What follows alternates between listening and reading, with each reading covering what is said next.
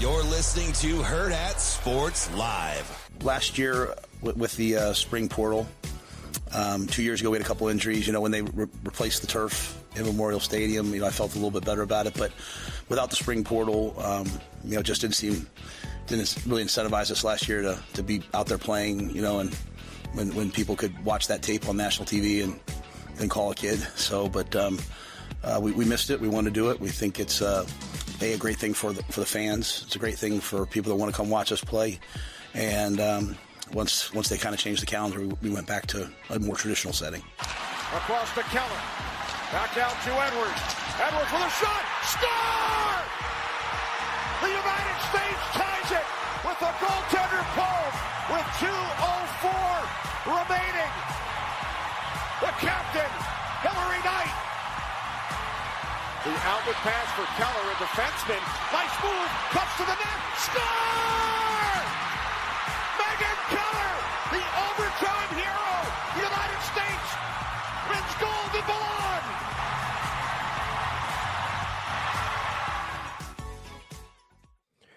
Good morning. Welcome into Hurrdat Sports Live. I'm Ravi Lulla here in my basement. Austin, Jacobsen, and Rico are kind of spending a little time with me this morning. Austin, what's up, buddy? Oh, hey, what's going on? Rico, what's up, bud? Hello, friends. That was so funny watching you just go up by yourself to start. Yeah. So funny. Hi. I really like the big zoom in on your basement. It's a great memorabilia wall. You look disheveled. It's great. I look disheveled? Why is that? Yeah, you look like you slept heavy. Is it just because I don't you have do have those big on? sleepy eyes? Yeah. Well, I always have big sleepy eyes. I'm tired most of the time. Speaking of tired, so DB will be joining us here in a little bit. He's obviously with the snow situation and school-age children dealing with some logistics here that at least Austin and I don't have to deal with. I don't know what Rico's doing with his life. But I told my kids that they had to play in their room because Daddy had to work. And KJ said, "Can we be loud in our room?" I said, "As long as you close the door, I don't care." Wow. Now they're upstairs bothering my wife, so I kind of feel bad. No, I think that's perfect. That sounds like fatherhood in a nutshell. Can go help her. There's no requirement for you to open up the snow day edition of Hurrdat Sports Live. But I'm working. It sounds like he doesn't want the show is over. She's got to work, so then I'll take the kids. So okay, we got a little balance there. Yeah. So DB will be joining us a little bit later. Scott, we're all snowed in. That's not why me. we're in. Did you not see? I got out there. I shoveled. I was out at 5:30. I was plowing that road. I was doing my business. I did not.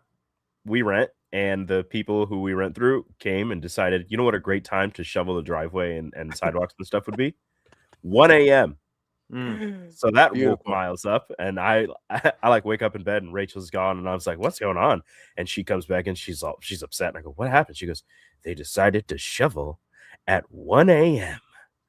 Oh yeah. I mean, honestly, I appreciate their willingness to get out there. Out there, get quick and do it. But it is unfortunately, but they're very loud if you've got children. Yeah, I think my snow removal guys are been here and gone, so appreciate that from him.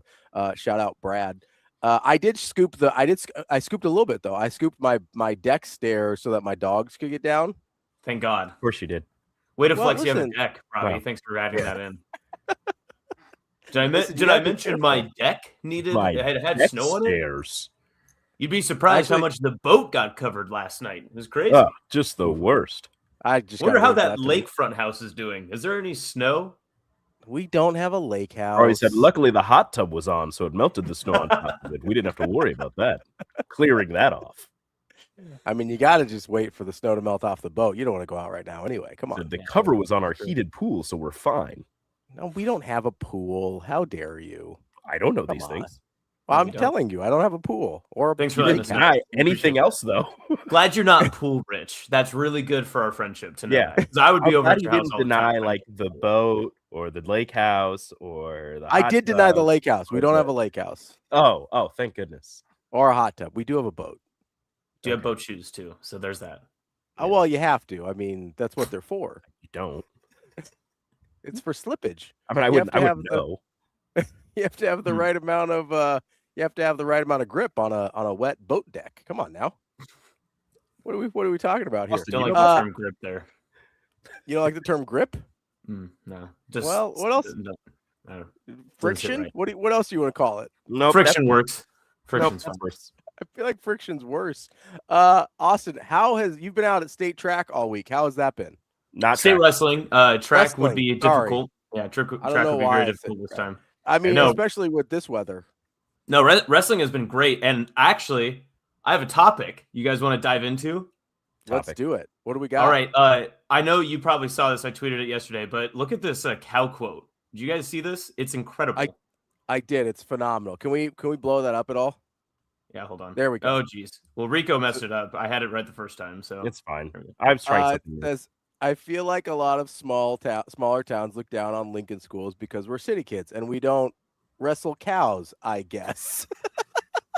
That's from Kinley Harris, a freshman at Lincoln Southwest. She brought in the first girls state wrestling title for the entire city of Lincoln on Wednesday. So she actually upset Kearney's Carson McBride, who was Kearney's first girls state wrestling gold medalist a year ago. So really, really like huge moment and everything. And this is the quote I am fearful she will always be remembered for. There's no way she will ever escape this. Like there's simply no way. I don't think it's a bad quote. I think it's a great quote. I was gonna say, why? The first time I saw it, I was kind of like, I don't know. But the more I read it, and the more I look at it, I go, you know what? I would love to be known for this quote. Like, especially if she goes on to win like 3 or 4 state titles, like that's always going to be her. This also has to be so dramatically out of context. To be perfectly clear, did not read the article, so I probably should. But just seeing this quote, I was like, oh my God. And that's no slight. Like Brett, I love Brett. Brett does a great job. Like I like reading his stuff. This one specifically, I was like, it's better for me to not read the article because I want to live in the world where this quote is the entire article. You said she was a freshman? Yeah. I almost said true freshman, but you can't be more freshman than like a freshman in high school. So. That's true. That's a very freshman quote also. Like that's something where after she said it, like her coaches see it and everything, and they're like, probably shouldn't have said that. But it's fine. It's out there already. It's fine. It's not like somebody from a small town is gonna try to hurt her or anything. Like we don't wrestle cows. Well, to be fair, we flip hay bales. Depending on where she is in Lincoln, a lot of roundabouts, a lot of one ways. Ain't no way they're finding them. There's no way anyone from small towns going. That's true. So, first of all, I love this quote. It is peak Omaha Lincoln versus the rest of the state energy. Number 2, I can't imagine a context in which this quote gets any not this. You know, like I can't imagine what else she could have said around this quote for it to not feel the exact same way. It's a great point. You know, so, like, Ravi, I guess. So this is a question for the group. I probably can't speak on this because this is more for you two. Is Omaha Lincoln versus the state the true rivalry now rather than Omaha versus Lincoln? Does this quote set up a new standard of state rivalry? So I think it depends. Typically, I'll be honest, as an Omaha original, it's usually Omaha versus Lincoln and then Omaha versus the rest of it. It's basically Omaha versus everybody. We're very combative. That's a great shirt, by the way. Hurrdat brand goods. We should make that. Omaha versus everybody. I actually do kind of love that. That's incredible. We could also make a Nebraska versus everybody shirt, so we're a little more inclusive, but we can do both. I would buy an Omaha versus everybody shirt tomorrow. We should put Lincoln versus the cows. For sure. I might text Julian and see if he can make that for me. Yes. Lincoln versus cow wrestlers. So I do think there are times though where Omaha and Lincoln are kind of like, hey, like we're the cities here. Everybody else, like, come on, what are we doing? I don't think it's very often. This might be one of those times. The we don't wrestle cows might be one of the times that Omaha and Lincoln are, handshake meme. Being in all 3 instances, being in Omaha, Lincoln, and then living in Kearney for multiple years, you can't take the 3 away. You can't. I can speak on this on a different level. No, it's usually Ravi's right. It's usually just Omaha versus the rest of the state because Omaha being, the biggest city. And for a couple people that I know, even my wife, sometimes she likes to joke that Omaha is so close to Iowa that you might as well just give it to Iowa. So it's a lot of times where it's just Omaha versus the rest of the state. But Lincoln, especially with this quote, I think Lincoln's trying to move in on that and be like, hey, can we join you in fighting everyone else? Like, now, it's kind of funny. I want to give her credit here. And obviously, like, she's a Lincoln native. She's from Nebraska, all that sort of stuff. So, like, the national narrative of, like, all they have is corn. Big move on her to not, like, dive into that narrative and just be like, oh, I guess they're just, like, wrestling in cornfields. Good move to bring in the cows because cattle production is really high in this state comparative to the corn value. So, kind of, like, thinking 3 steps ahead for old Kinley here. Is she trying to move the needle for Nebraska? Maybe. Probably more accurate because let's be honest, everybody that's lived in Omaha or Lincoln, you still drive past cornfields from time to time. Like cornfields are not so far out of the city that you never see them if you grew up in Omaha and Lincoln. You don't see a lot of cows. I think that's an important distinction to make here. Cows are much more Western Nebraska than corn is, I think. Okay. Yeah. I grew up at 140. I grew up at 144th and Pacific, and there was have no reason to make that quote in the first place, but that's true, I guess. There were cornfields literally across the street from Millard North. Like Boys Town still had cornfields as of like 4 years ago in West Omaha. So like there is the corn is much more ubiquitous than the cows are in the city still. I mean, I grew up in South Omaha, so I saw and smelled cows all the time. That's true, but they weren't like living here. Like they were brought in. Not anymore. No, they were brought in. They were brought in to die. This is the one time in my life, and for my people that I can do this. Rico, I'm welcoming you back into my life for the 308, so you can do this. You get your 308 pass back for this. Very unique Kearney experience, Ravi. I want to let you know about cows. So in Kearney, when the wind comes from the south to the north, it's like a breezy day, or even just like maybe on a still day, there is a huge like cattle production that is just south of Kearney, that no matter where you are in Kearney, you can hear all the cows like mooing at any time of the day. And if the wind hits just right, the entire town just smells like cow manure. And so you're just stuck in it. There's just nothing you can do. And it's a unique experience walking home drunk from the bars as a college kid, and you just hear these echoing moos coming from out of nowhere. The ghost cows. Yes. You don't see them. You never really see them, but you can hear them. You can always see them. So when I spent my 1 year in school at Norfolk, the wind direction from the cattle ranches was a very big thing. Because everyone, the wind direction from the cattle ranches, the city name, Norfolk. Okay, that's how normal people say it. I don't know what to tell you. Yeah, what did you want it to be there, Rico? No, you said Folk the first time. No, I really didn't. No, he said Norfolk. I'm gonna go back and get it. I didn't say fork. I know that.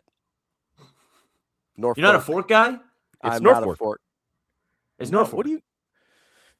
The North Fork River. Yeah, they misspelled it on a map, or it got smudged or something, and nobody calls it that anymore. All right, except for people from Norfolk. People from Norfolk call it Norfolk. Oh wait, are you? It's Norfolk. It's 100% Norfolk. It's Norfolk. People outside of Norfolk don't call it that. They call it Norfolk. I'm not people inside of Norfolk. It is definitely Norfolk. Yeah. See, I wasn't wrong. You were wrong about what I said. I didn't say Norfolk or folk. I said Norfolk. Like you spell the word Folk like in English, folk. Mm-hmm. It's pronounced folk. So I said Norfolk because I can read. But there's no R in the second half of that word. Norfolk. It's Norfolk. There's no R in the second half of that word. It's not, but that's how you say it. All right. You guys are doing some weird British stuff with your R's and Worcestershires and things like that. Worcestershire. No, it's 100% Norfolk, and you're just incorrect. Sorry that you're all high and mighty, better than the rest of us. Oh, I lived at 144th and Pacific. I know how to pronounce things. Oh, I went to Millard North. Whatever. Great. Sorry, I wrestled cows. My bad. Boat shoes. So did you ever wrestle a cow, Austin? This is important. No, I tweeted this last night that back at Jacobsen Incorporated, my role was to put down fence post, and sometimes I branded cattle, but I was fired as a young Jacobsen from working the cows because I was too weenie. I just couldn't handle it. So there's a part of the process of branding cows that when you actually press iron to flesh, that they're, it's probably pretty painful, I'm guessing. The cows don't like it. And when you look a cow in the eyes during that process, you're never the same person. You become a different person in that moment. And I chose not to be that person anymore that keeps branding cows. So that was me. Well, look at you showing some empathy, some mercy. Yep. And now look at me. I'm on a digital radio show with two of my friends from Omaha. That's what I came out to be. This is actually very funny. I've said this in a work group chat before, too, that it was this last Christmas. I went back to my Jacobsen's family Christmas, and I immediately got asked if I was a lib because I've lived in Omaha for more than a year. So that was very eye-opening for me, that I was like, let's go, city boy. And then on top of that, they were like, well, not only did you move to the big city, but you also got that college education. So we didn't know what happened to you. All right. Yes. Sorry, Uncle. My bad. There's changed, Austin. There's a famous cliche about the UNK elites. You got to be careful there. Education from UNK takes you a long way. It does. So I'm not saying it doesn't. It's just, I don't think anybody is looking. I don't think everybody's like, those elites from like Harvard and Yale and UNK. Like they're never the same after that. You haven't heard that UNK is the Harvard of the Midwest? Come on. I have. True fact. Thank you. Thank you for finally putting some respect on their names. Also, Kearney, the Paris of the Midwest, I think, is what I've heard as well. We do have a tower. So you have arches. You have arches. We have arches. We have 3 McDonald's, Archway, and then a Yanny Tower, and we have a Top Golf kind of now. So how do you kind of have a Top Golf?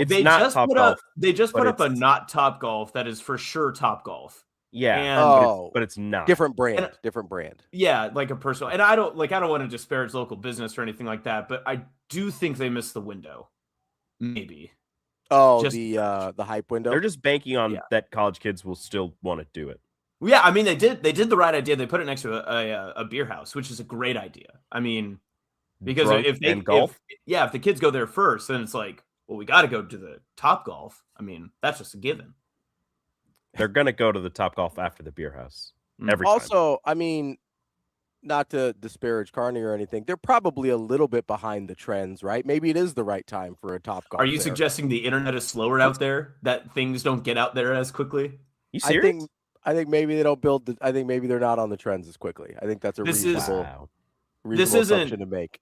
Yeah, it's not to fault my parents, but since they do come to me for most of their sports news, I can confirm that's a little true, at least in their home. Like my mom, like a couple weeks ago, was like, "Did Mike Ekeler get fired?" And I was like, "Oh, Mom, you're like a month behind." Like, I can't wait for like 3 weeks from now when you go home again and they're like, "Hey, what'd you think about that halftime show?"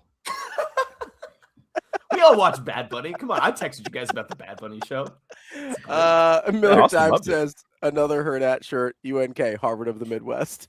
I'd wear that. We actually, Hurrdat Brand Goods does have a licensing agreement with UNK. If they approved that, we could make that shirt. Can we get away with saying Harvard though? Like, is Harvard a general term? Like, could you say Harvard? Ivy? Say Ivy. Ivy. Just say Ivy. Ivy of the Ivy of the Midwest. Yeah. Or we could do Harvard, like the Boston pronunciation with Harvard. Harvard. Put a bunch of H's in there. Yeah. Yes. There is also a Harvard, Nebraska. We could be making the argument that it's would Harvard, be great. Nebraska. I'm just saying. Great pull on Harvard. I didn't think you had that in you, Ravi. That's so fantastic. If you so you put like Harvard and then like real small print, Nebraska. just put NE. Yes. All right, Ravi. Ultimate ball knowledge. This is your chance to make right from all your small town quotes. All Harvard. Right, what do we got? What level of football does Harvard play? That's gotta be an 8-man. I think they were 6-man this last year. I'm going to double check you on that. I'm going to double check. All right. I'm pretty sure they were 6-man, but yeah. I was thinking D2 here. Okay, you were just trying to give Harvard more credit. What about this? Rico, you get to be judge, jury, executioner on this. So do we judge it off of this next year's classification or what they just played to give Ravi the credence? Whichever one I'm right on, that's what we should judge. I would say there's no way he knows what they're moving to. I would say off of what they just played. What they just played? Okay, so let's check. All Mm. right, buy me some time. Set up the show or something, Robbie. Do something. Yeah. All right. Tell Coming people up- what's happening. I got to remember how to host a show here. Coming up on the show today, we've got Tim VERGHESE at 8 o'clock. He will join us from inside Nebraska. I believe that's around the time DB will be joining us as well. And then we will have Mike Sautter from Hurrdat Sports and NAB Preps at 9, and he'll be able to fill us in on some additional Nebraska State wrestling, not track, because I'm not a moron twice in a row. And folk. We had somebody in the chat say that they said at Norfolk their entire life as well, and they're from Norfolk. So I'm gonna count on that. I'm sorry that you're wrong. I don't value those people's opinions. Yeah. I value the people that think I'm right. I went on. TK says I went on 3 visits for recruiting purposes to NAI schools in Kansas. They all said they were. They all said they were the Harvard of the Midwest. I chose one of them, and I chose wrong. That's tough. That's very tough. It is tough out here. You know, it's I can't remember where he told me he went to school. I think we might have played him in basketball at one point, but probably not at the same time he was there. And TK famously not a basketball player. So final tally here. Harvard was 6-man last year and 6-man this upcoming season. So okay. When's the last time they played 8-man football? Do we know? It's been a while. They played in the 6-man title game, I think, in 2019. So it's probably been close to a decade that they've probably been an 8-man. So yeah. Okay, fair enough. It's a miss on my part. That's okay. I knew they were sub 11 in terms of number of players on the field, but I'll try to give them a Proud little of you extra for credit. knowing that. That's a great guess. Robbie, I think I want to play the game with you at some point. Maybe we could do this just like you did your 99 NFL quarterbacks yesterday, which was great radio, by the way. In case you didn't have any visual aid, that was just super fun to listen to. Encourages people to watch the YouTube. But I think we should try to give you like maybe Class C1 and lower schools, and you just maybe do you want to guess their mascot, or we give you the mascot and you guess what school it was? I don't know what's more fun for you. Ooh, I think I would do better guessing the mascot based on the school name. Okay. Yeah, he's not guessing like the school or town based on the mascot. That's Yeah, I would be very bad at that. To be fair, I'll be pretty bad at the mascots too, but I've watched enough like high school state championship coverage that I'll probably get some of them. Yeah. But if a I name will like tingle the back of your brain. You'll be like, I know this. Yeah, there might be the term tingle there. That's it might be tickle the back of your brain. No tickling here. No Rico, tickling. We don't need no that. tickling, no tingling. Let's keep the teas out of here. Yeah. All right. No tease. I think I would do that. That feels like an off-season show, a summer show. Yeah, we'll just pencil that in for like July 10th or something along those lines. Right. Yeah. Great holiday show. We'll figure it out right when we come back from break. We'll I'll get it ready. Yeah. Get the yeah, great point. We did get to use Rico's 99 NFL quarterback thing the entire time he made that graphic for yesterday. He worked on it Wednesday in office, and I told him, I was like, that this isn't they're not gonna get to this. Like, you're spending way too much time on this right now. But no, he did. Yeah. He kept telling me that, and I was like, "Look, man, it's just in case. Like, I'll just have it. Maybe I mentioned maybe they'll get to it, sometime in the summer. But we'll just have it. It'll just be ready for whenever they need it." And he's like, "Well, I will be so excited to use it on Graphic Graveyard." I go, "Yeah, me too." Well, so I told him that I thought eventually we would get to it because it was like an evergreen topic until August, basically. I was like, in sometime in the next 6 months, we will get to this. Yes. I can't tell you when it'll be. It might be July 31st, but at some point we will get to the 99 quarterbacks. And we did, and I was pleased with it. And I love how the one thing that kept getting asked was, what college did these guys go to? Like, oh, the one thing I didn't do. Love that. Also, it was great too listening multiple times when you would try to move on from having Damon guess another one, and you'd be like, so the thing that got me here, and then Damon would be like, who's number 38? And then you would have to go through the whole rigmarole of again. It was a beautiful just encapsulation of the show in general, that it's like, what a great topic to have two great football minds debate. And instead, we're just going to nitpick and try to figure out each and every single selection. We got to it eventually. We got to it. And I just love how Damon just kept going, I can't read this. And I just wanted to comment, oh, I'm sorry. I needed to put 99 quarterbacks on a graphic. I'm sorry that the text isn't bigger. Which I'll say this. Baker Mayfield over Ryan Tannehill at 99. I think I can make a solid argument for that. Ooh, I don't think that's like not having Baker Mayfield on that list of like all like I heard you say like Herbert there a little bit, but to not have in my opinion, like Baker Mayfield, I feel like deserves a little bit more credit for that. And I'm a Baker honk in that sense, but in terms of general talent, in terms of like how they have played, I don't know what their stats would look like, but of course one's career is complete, the other is still going on. So I don't know how much that factored, but I would have put Baker Mayfield at 99. I feel like that would have felt right. You got 99 QBs and Baker ain't one. You've been waiting for that bar all day, haven't you? Sitting on I have, yeah. TK says, is the listener draft big board going to have smaller font, Rico? Well, the thing is, I don't know like everybody's names. Like, do I need to actually make like a big board with the people? That's a lot of listeners. First off, so yes, I don't. We'll have smaller font.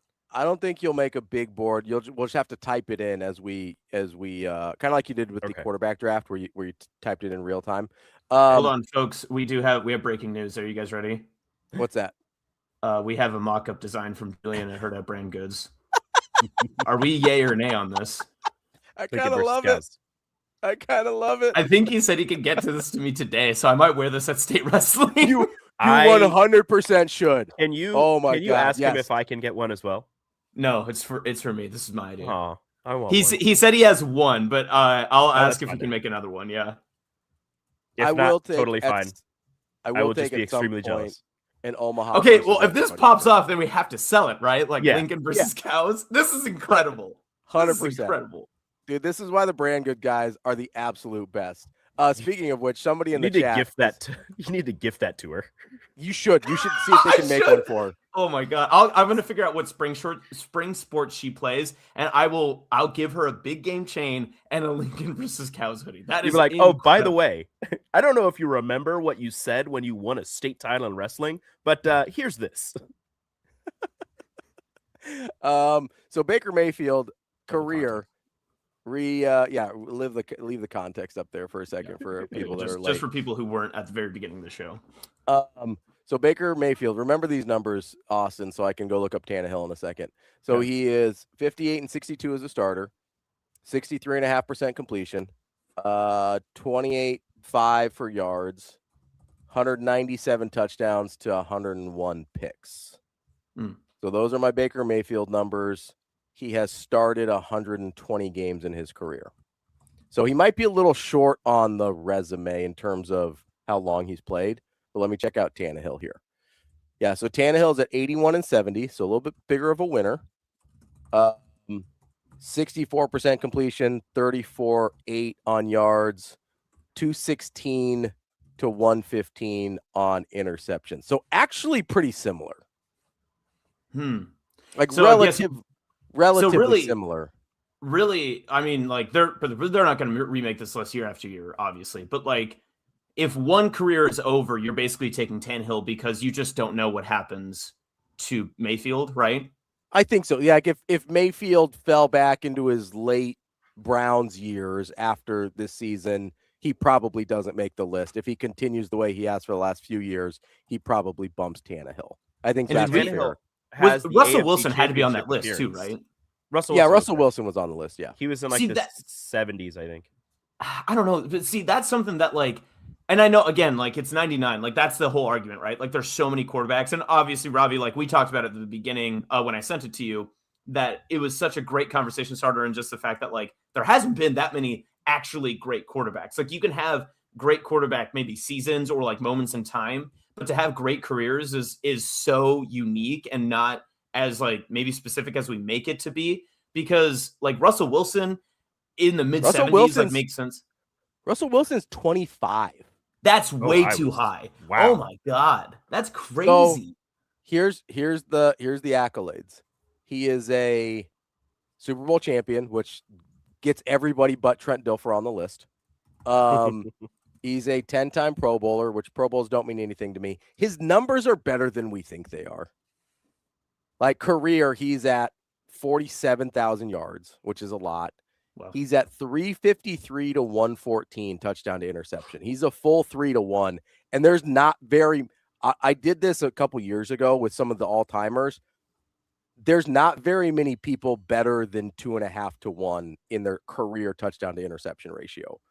Like like Aaron Rodgers is a huge outlier. He's like 4 to 1 almost, but almost everybody else, including like Manning and Brady, are much closer. I think they're just at 3 to 1 or just under 3 to 1. So that's a huge ratio for Russell Wilson. Also, he's at 65% completion. He's got a 60% winning percentage. He also has 5,500 rushing yards.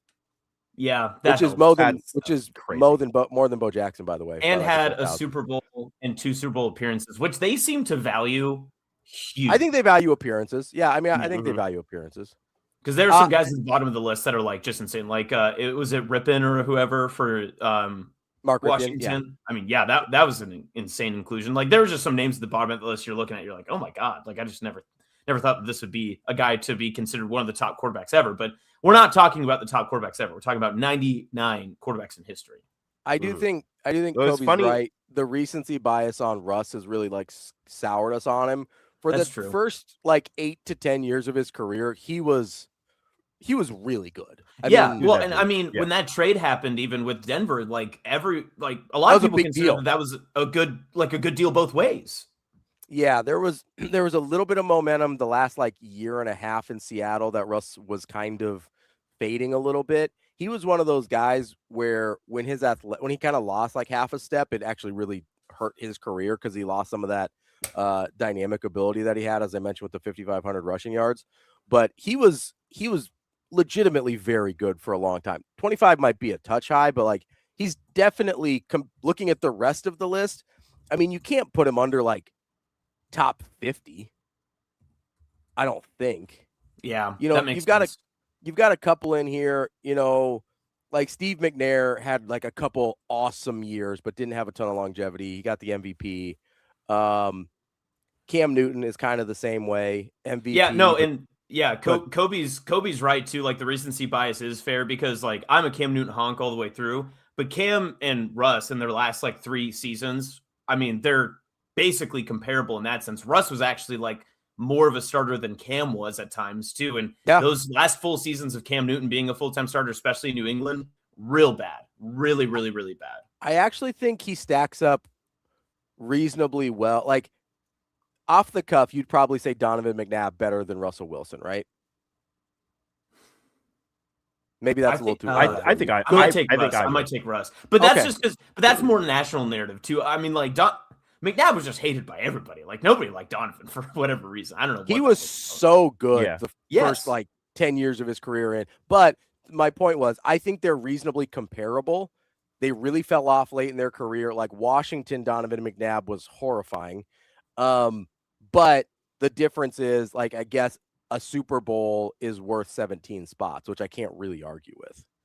I just really think Russell Wilson's just later years it's the recency bias, but it's just so hard to get past like the whole Broncos country, let's ride. And then just the extreme failure in Pittsburgh, like all of that for whatever reason completely overweighs almost everything he did in Seattle. And then when you think of Seattle, Russell Wilson, a lot of people immediately go to the second Super Bowl where he throws the interception at the goal line. So it's a lot of negativity just overshadowing all of the positivity and all of the great things that he did do up in Seattle those first few years.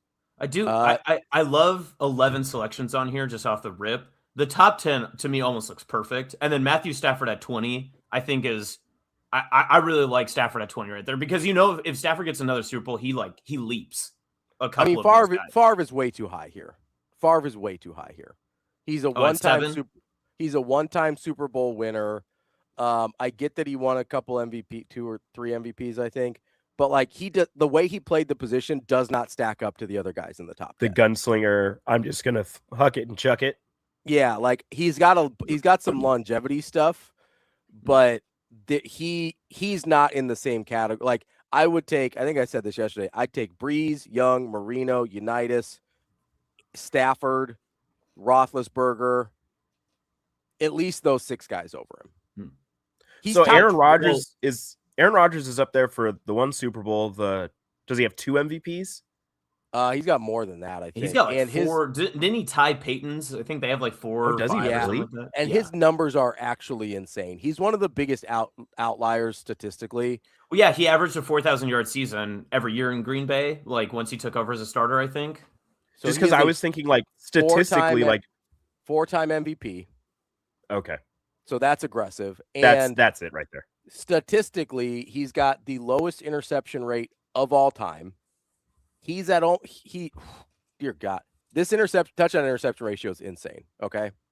527 touchdowns, which is ridiculous. Mm-hmm.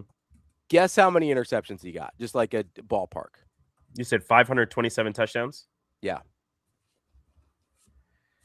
You said it's I don't know. Rico I'm gonna go either too high or too low, and it's gonna be. I'm gonna go 120. 123.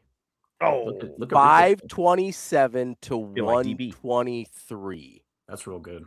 That is by far the best one I found of anybody that's played more than like 6 minutes. Like he's such an outlier statistically, even to guys like Brady. I'll bring up Brady's here for you real quick because I think we think of him statistically as a huge outlier. He threw more interceptions than we think he did.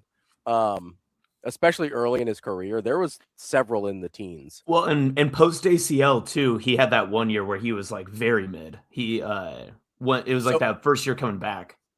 Yeah, so I'm obviously very, very good still, but he's got 649, which is awesome and ridiculous. It's the all-time record, but he's got 212 interceptions. And they've played not quite as long, but like they've both played a very long time. His interception rate is about 0.5 percentage higher than Rodgers, and he's very squarely in like the 3-to-1 ratio as opposed to 4-to-1. It's it's insane. Rodgers is actually insane. If Rodgers wasn't so unlikable, 100%. He'd be so much higher. Like he'd be so much higher on everybody's all-time. Like a lot of people, you're not supposed to take in like the personality, whatever. You're just supposed to go with the stats and the production and everything. But for some people, it's almost impossible. And that's kind of what it is with Rodgers, where despite all of the talent in the world, you're going to have him extremely high on your list, but he should be so much higher. But he's such a Dean Blandino that it's hard. I also think that there is it's really hard not to look at his talent and be like, that man should have more than one Super Bowl. Like for that level of that'll always be the argument, right? I mean, that's what he's chasing right now. Is like he's doing the same thing Stafford is. As long as if you can get a second one, that's what you're fighting for. I mean, that's the thing with Manning. If Manning only has one, he's not 3. Manning has 2. I know if he's only got one, he's not. Oh, 3. okay, yeah. Like if he never gets the one in Denver, which by the way was a trash year for him. Like he had really good years in Denver. Yeah, he had really good years in Denver before that. I mean, arguably statistically his best years. But if he doesn't get the second Super Bowl when he is limping to the finish line and Von Miller just carried his sad old body to a Super Bowl, like he's below Mahomes and Rodgers and maybe Elway. Like he's probably closer to the Drew Brees range because that's who Drew Brees is. Unbelievable stats, won Super Bowl, right? Like that's basically who Drew Brees is. Yeah. And I don't if Aaron Rodgers has one more, you're probably talking about him at 3, I would guess.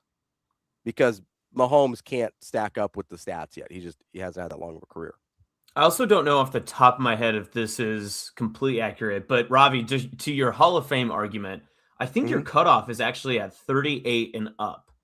I don't see currently in the Hall of Fame quarterbacks, I don't think that there's anyone past that 38 mark. I believe Sonny Jurgensen is in. I think the rest of those guys, unless they are either just recently retired or currently active, I think is that Cunningham not in the Hall of Fame? I don't think so. Is Randall Cunningham in? I'm not positive on that.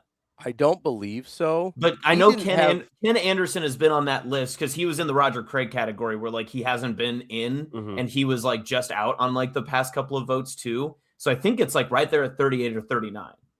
Randall Cunningham is not in. I'm trying to think. I thought there was a couple randos late. Some of the old guys that were Super Bowl winners. I'm It's not. Daryl LaMonica's not in. I thought No. there were a couple. Jim McMahon's randos. not in there. No, Jim Is he? McMahon is not. I don't think Plunkett's in. Is Don Meredith? Don Meredith feels like one that might be in. Great. Did name. Archie get in just based off of how good he was on bad teams? I don't think so. Oh, Hall of Fame? Oh, Yeah. I don't think he's in, no. No, Archie Manning is not in. Don Meredith is not in. I think you might be right. 38 might be the cutoff. I thought I found a random one yesterday when we were doing this. Oh, Blanda's got to be in. George Blanda's definitely in. Oh, yeah. Okay, so you have one outlier in that list. Yeah, so, Blanda's in. He also played until he also like punted until he was like 70. Yeah. But he only started 103 games as a quarterback. Is he in as a punter? I don't know what he's in as, but he is in. Utility. He's a utility player. That's a good pull. Funky asks an interesting question. Well, TK says, I don't think we're talking enough about Y.A. Tittle. A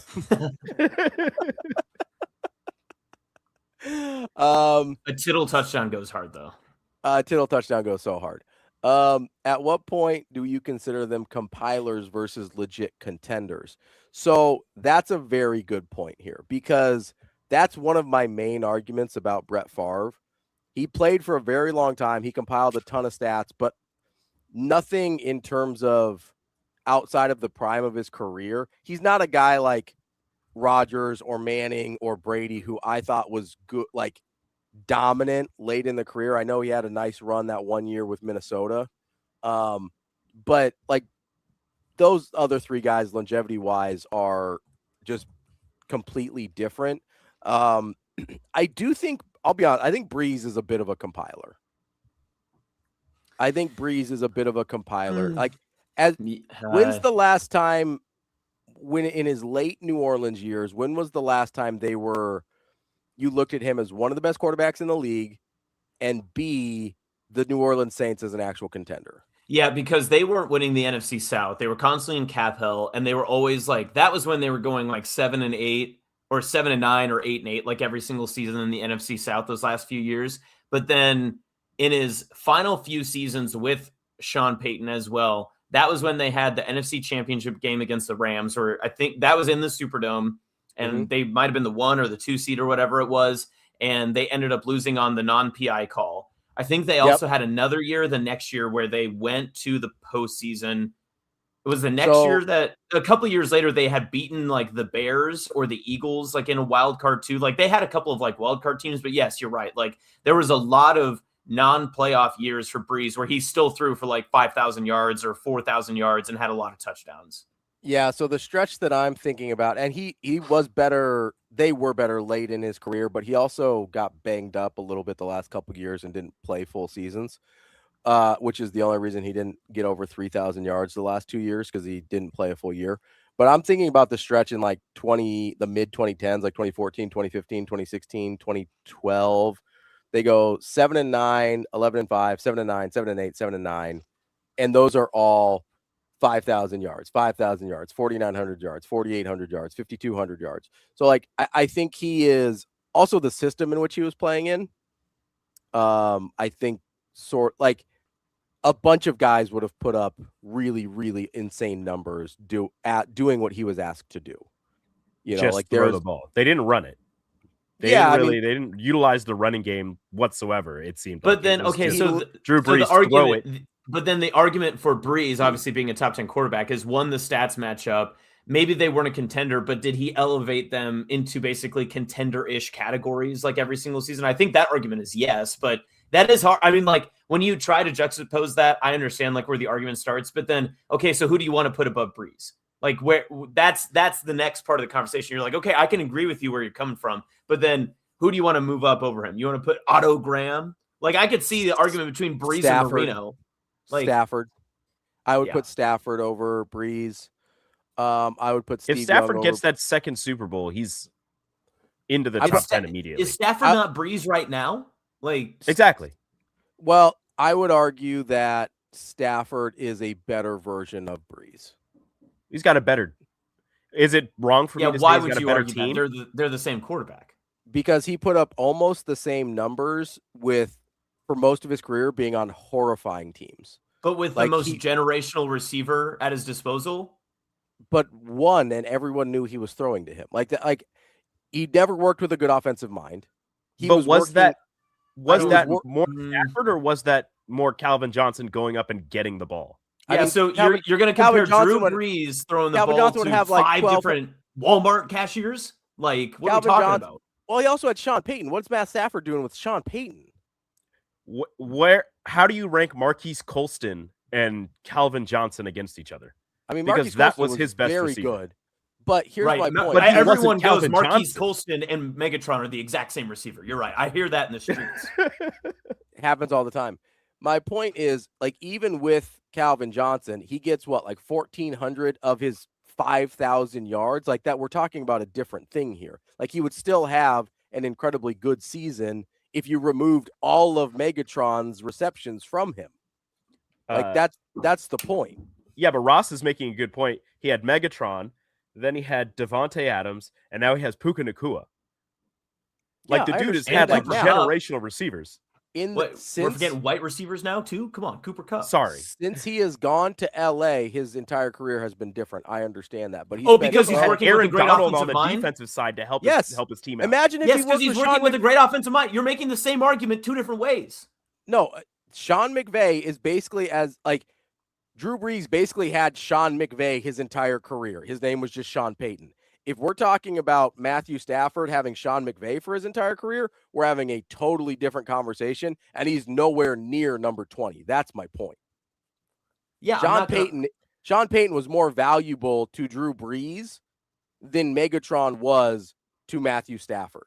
But that is the argument I'm making. Matthew Stafford also did something that nobody else on this list has done, and he went 0-16. That's not true. He was there the year after. Never mind that. Yeah. He didn't go 0-16. Come on, Rico. Come on, Sorry. Rico. This guy doesn't know lines.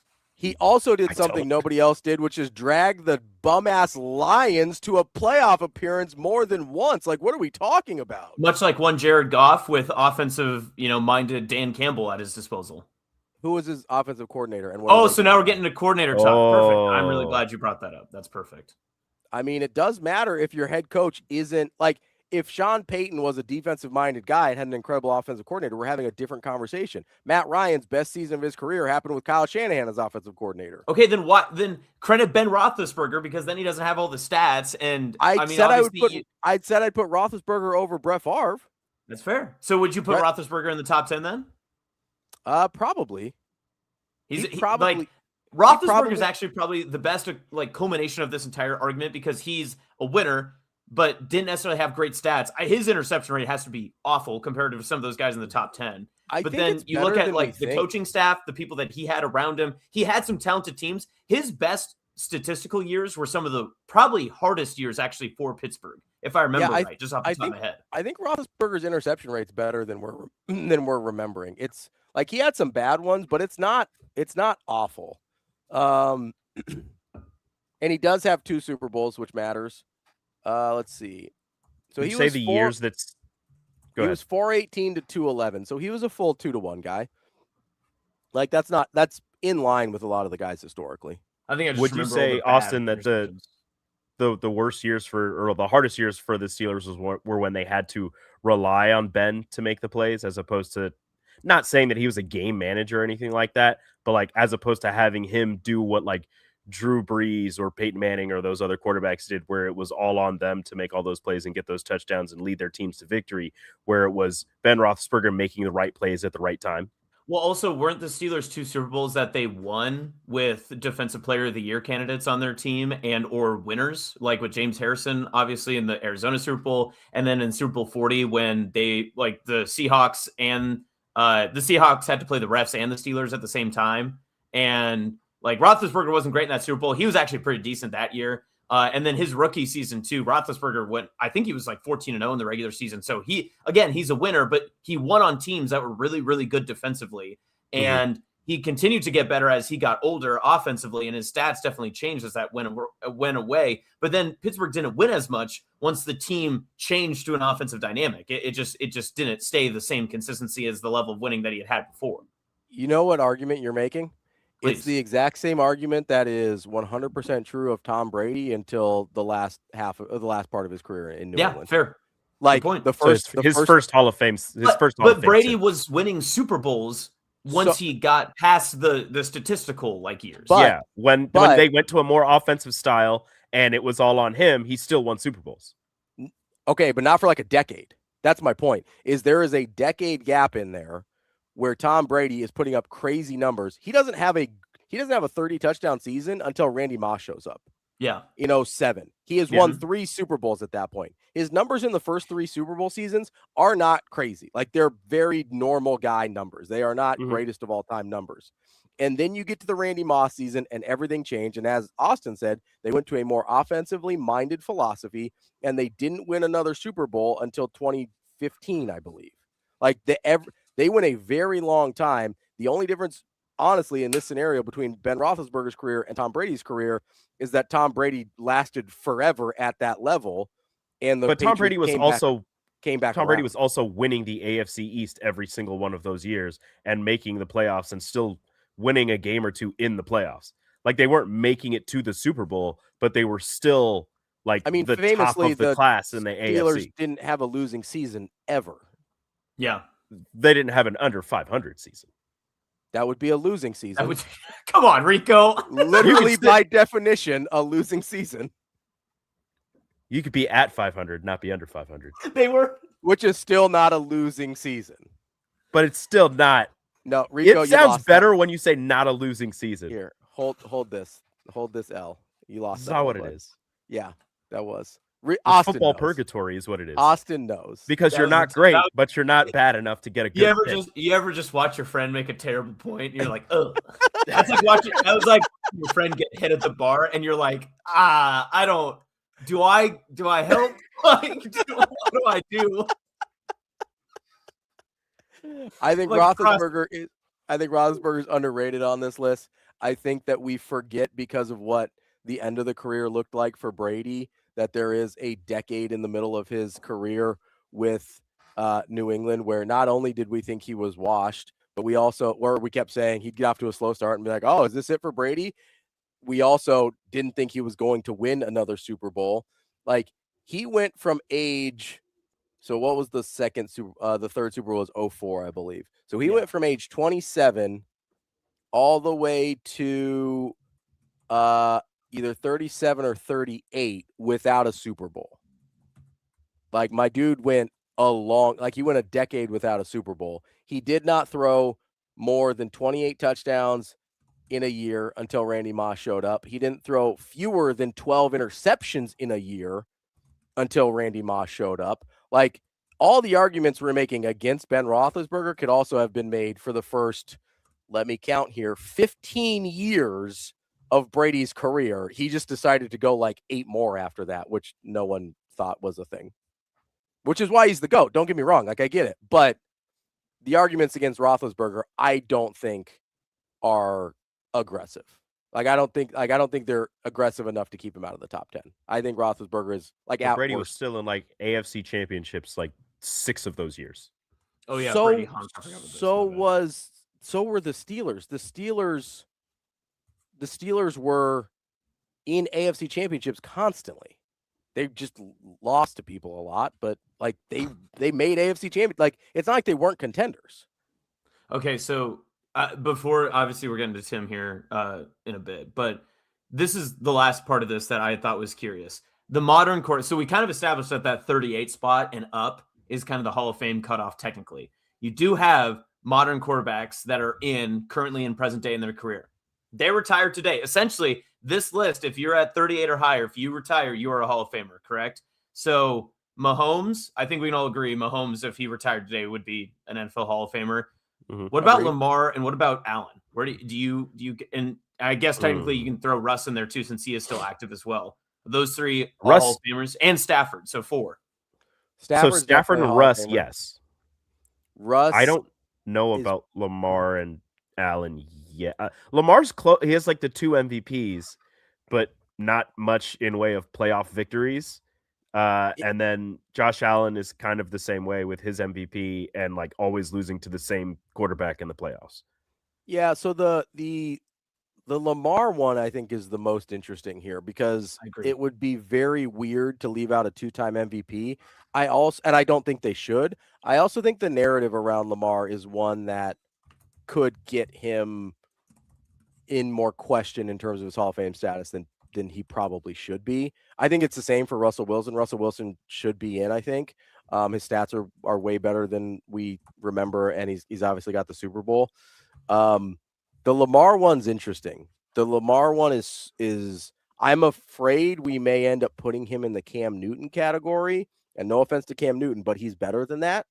Yep. And I don't know how Lamar Jackson will be remembered if he doesn't go on to figure out a way to win a Super Bowl.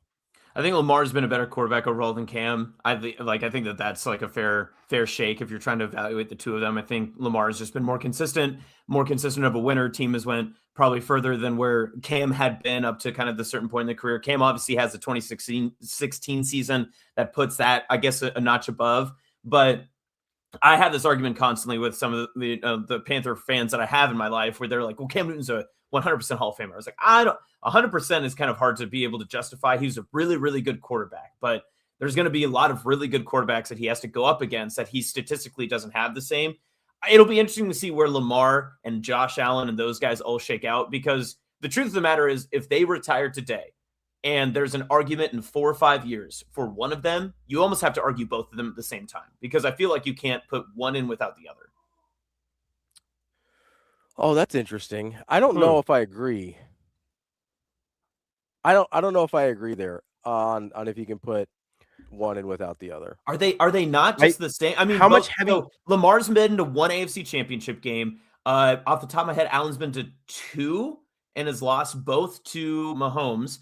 Both of them lost to Mahomes. So obviously Mahomes is just the Grim Reaper of AFC quarterbacks of this era, where all these guys just can't get past him. So how do you evaluate and credit them while also giving Mahomes like the credit for it too? That's what the differentiator is. That's where I say, okay, so statistically Lamar's got the extra MVP, but overall, like Allen and Lamar, their stats are going to be similar enough if you squint, but I just don't. Okay. That's so where it gets neither tough, is that I feel like you have to put both of them in at the same time if that's the argument you have to have.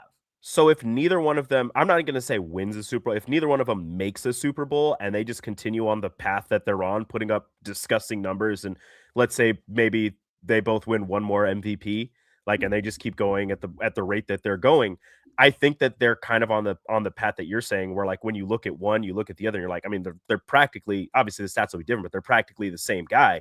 How much heavy lifting is Cam Newton's Super Bowl appearance doing? And I know you said you don't know if he's a Hall of Fame, but how much is his Super Bowl appearance doing for his Hall of Fame resume? And if one of them makes a Super Bowl, how much heavy lifting will that do into getting them kind of a nudge into the Hall of Fame? Not even winning obviously is going to more than likely get whichever one of them wins one into it, just based on their stats and being that Super Bowl champion. But if you're just a Super Bowl appearance and you put up some decent numbers in the Super Bowl, how much is that going to assist them in getting into the Hall of Fame? Because I think that that's something that we're not talking about, is not even guys winning Super Bowls, but just making it, and how much that means for their resumes. Yeah, I mean, I think so Steven brought up both these guys, Stephen Young did, brought up an interesting, not Steve Young, number 9 on the list, brought up an interesting point, and then we'll get to Tim here in just a minute. But they both kind of run into the Michael Jordan problem in the 90s, where you have somebody that's so great, but that he basically blocks other people's paths to some of the great milestones that we talk about, whether it's MVP awards, whether it's Super Bowl appearances, whatever it is. People give some of the greats of the 90s a pass on not getting a championship because of Michael Jordan. Nobody really holds it against Karl Malone or Charles Barkley or, John Stockton or Gary Payton or some of these other guys. They're like, yeah, you had the Jordan problem. It's fine.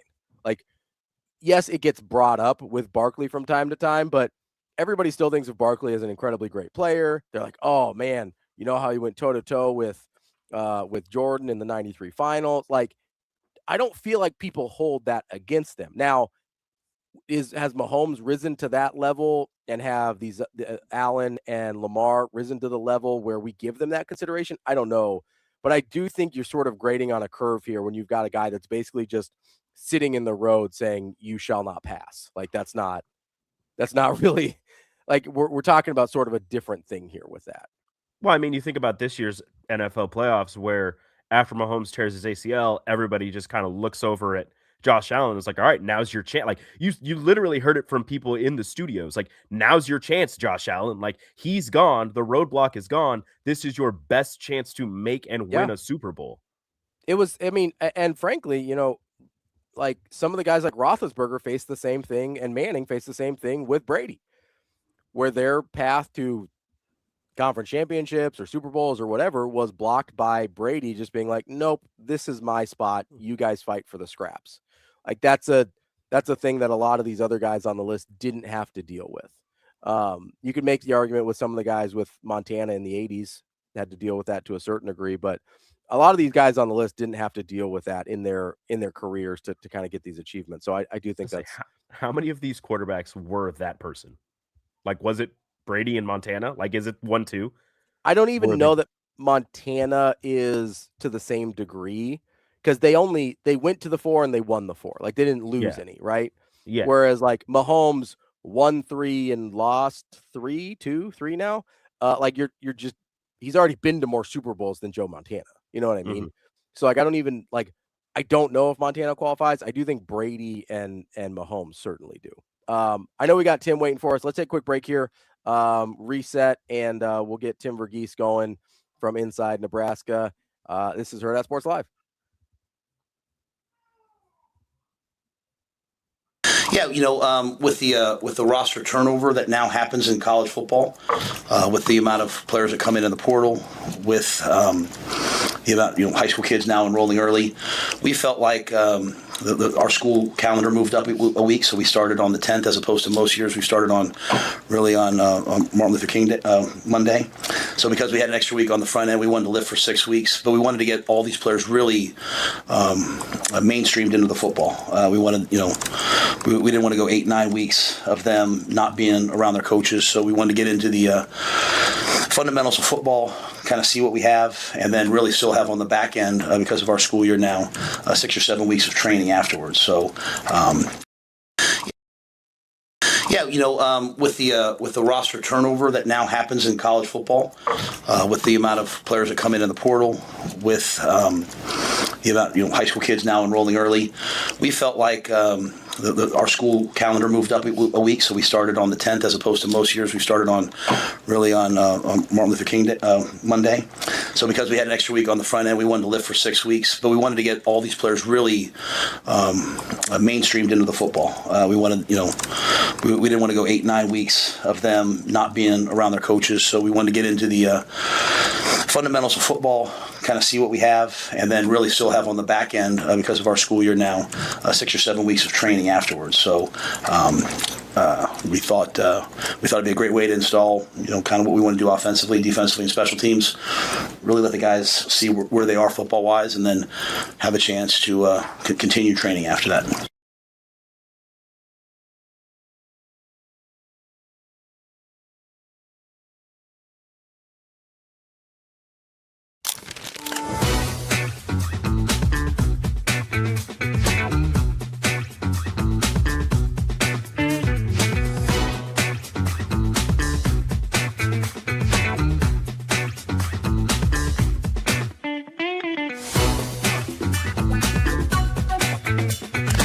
This year, it just makes it so much easier on me because I know there's a bunch of guys that take responsibility for their own work, kind of like what we're saying with the offensive stuff.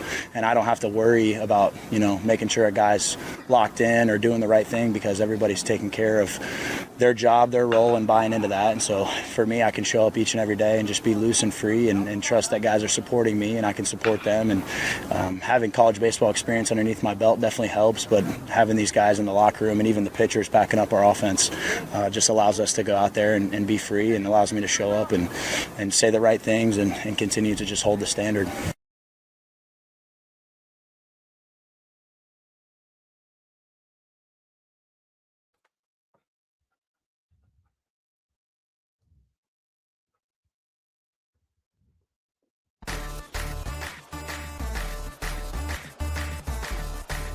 right, go lay down.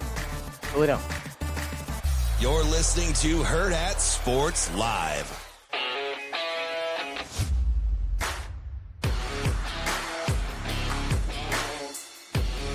Welcome back, Hurrdat Sports Live, presented by Next Gen Mail Medical. That's DB. I'm Ravi Lulla here at our respective basements. DB, how we doing this morning? How we doing, buddy? Good, man. Good to see you. We're also joined now. Did you miss me? I always miss you, DB. I highly doubt that. I feel like I should put my headphones on, but I'm kind of enjoying the ear freedom without them. That's true. You're not a big headphones guy. No. Let's bring in our next guest, Tim VERGHESE from inside Nebraska, joining us here. Tim, what's going on, buddy? Hey, how we doing?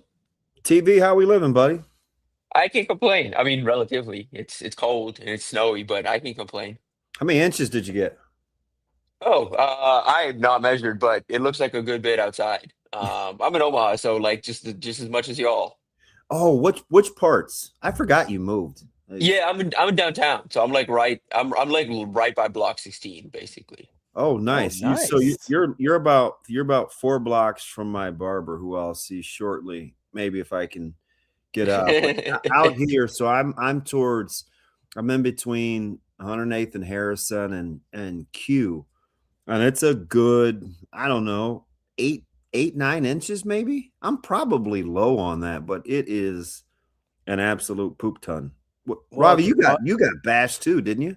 Yeah, it's hard to tell because the drifts are so aggressive. Like, I don't know how much accumulation we got but there's places around my house that are over a foot. I don't know if that's drift or actual snow or like, you know what I mean? But there's it's hard to maneuver. TV, super interesting yesterday.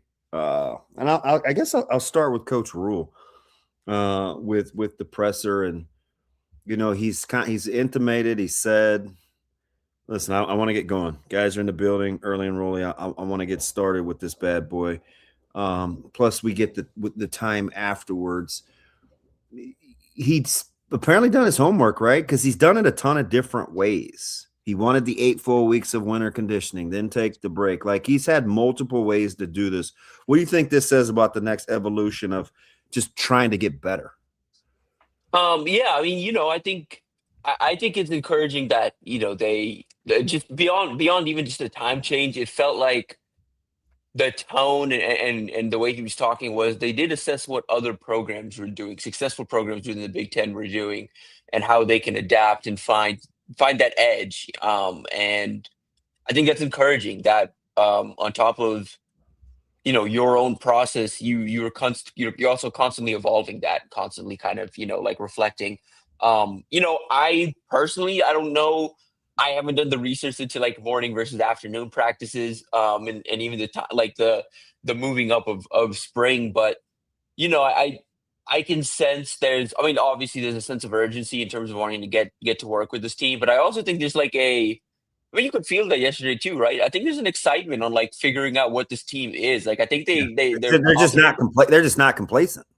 Yeah, and there's a lot of pieces they're excited about, but like, they just kind of want to get out there and see what this all looks like on a football field. So, Tim, I thought one of the things that was interesting about the practice times in particular was, I think Dana was talking about, the number one thing for recovery is sleep. And these kids are going to the bed at the same time, whether we wake them up at 5 or wake them up at 10 or whatever the time is. I also, there's obviously the research about, you want to practice at whatever game times that you're going to have. But with as varied of the game times as there is, like, it does kind of make sense just to be like, let them sleep. We'll figure out the game time and performance peaking kind of later on. We'd rather them be at 100% more often than not. Yeah. I would wonder a little bit, like, and this is something probably the staff will figure out as they go through it, of just like, okay, adjusting, because for a lot of these guys, like the calendar, they've gotten used to practicing in the mornings, and then they'll, kind of switching back to the afternoon. Like, everyone's gonna have to be disciplined about getting to bed at the right time after practice, because the days just shit, like the time you have in the day just kind of shifts with this. So I mean, it's for everybody. It's going to be an adjustment. It's far from like the biggest concern or anything. But yeah, like I'm interested to see how they kind of navigate that. Yeah, I don't know. I was always an afternoon guy. I get the peak testosterone thing in the morning, and studies have shown, but it's just, I think the thing that I find the most interesting is kind of like the changing of the 8-week to the 6-week schedule for lifting and winter conditioning, and they're constantly tweaking.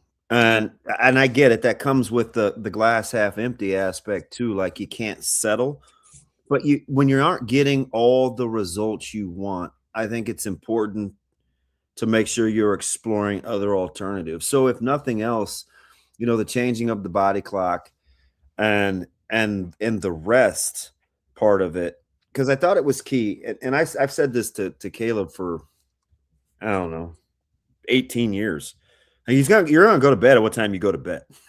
Right. So like, that's just kind of the nature of things. Because even when you tell yourself, hey, I'm going to try to go to bed early, I mean, the body is what the body is, right? It's going to be on the schedule that you try to establish for yourself. So I like the fact that they're trying to explore all options. Now, and you can get your work done on the front end too. I know Dana talked about pros and cons to morning versus afternoon, but I like meetings.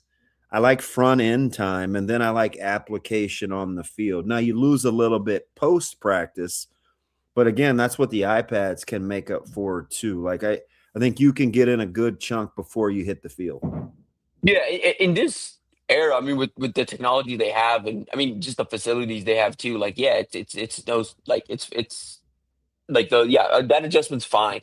I was curious, and I am curious to see kind of if how they practice evolves, like actual practice structure and how they view practice in general evolves at all based on any lessons potentially learned from Indiana. Like, I don't think it's going to be a Nebraska thing. I wonder if a few staffs kind of have some lessons learned from Indiana's like practice structure, which for people that don't know, they are during game week, it's 4 practices a week for an hour and a half. Like, they're very efficient with their practice time, and they really prioritize rest, and it's more on the instruction part of it than the application part of it, in terms of what they do on a week-to-week basis. So I wonder if there's any evolution. And Nebraska's not Nebraska wants to practice, they want to get the reps, so like it would be more of like, maybe evolving to like a happy medium. But I would be curious to see if that evolves at all. Yeah, I do wonder, Tim, you bring up a good point with Indiana, and I've thought about this. I do wonder how many people will try and like copycat them, whether it's practice structure or some of the other, maybe the way they evaluate or the way they go about their business. And I wonder how much that's going to set certain people back because they don't have Curt Cignetti, right? Like, a lot of those things I think work because they have Curt Cignetti. Like, you could have gone in and like, I think Tom Osborne did this. He would invite people to practice, like people could watch whatever they wanted, and you're still not able to replicate it, right? Like, It's still like there's a certain amount of fallacy in trying to chase something, I think, but there's also, you don't want to be ignorant and say, hey, there's nothing to learn here. Like, how do you find, like, where's that balance in your mind? So you can't replicate the process because the process is authentically kind of, or like, it's true to him and it's authentically his. If it's not true to you, you can't replicate that. So yeah, like I don't think someone could go in and try and do the like a second year head coach or third year head coach or whatever can't come in this offseason and turn around and say like, hey, we're doing things this way now. We're doing things this. We're going to do like this. We're going to like this, and like just start doing like Cignetti-isms essentially, like and trying to install some of this. Like, it's not going to work. It's not going to go. It's not authentic. It's not going to go through. It's not going to resonate. But I think there are individual lessons you can take from Indiana's success and things you can apply from their overall process. That it's not the entire process, but it's like, okay, like, like a team can say, oh, well, that's it. I mean, we already saw it. We've already seen it, in these last 2 portal cycles, and even in high school, where you have seen something of other teams trying to replicate the team building model of it's a very sound team building model, and one that people can replicate. Of you prioritize experience and these specific traits you look for that regardless of position, you want toughness, hip and ankle flexibility, stop-start ability, just again like high motor, high effort. Like if you're looking for those things and you're looking for experience and exactly like, and it's like, okay, this is like based on what we want in this position, it's limited to this. Like we've already seen teams start to kind of replicate that, mimic that a little bit. Or try to at least. I mean, look what Nebraska did in the portal at defensive back. They didn't go out and get a bunch of P4 transfers in the secondary. It's a bunch of guys. It's guys from Towson and Florida International and San Diego State with a ton of experience that fit what Nebraska's looking to do, that are going to come in and like play immediately. So I think there's certain lessons you can't replicate the whole process.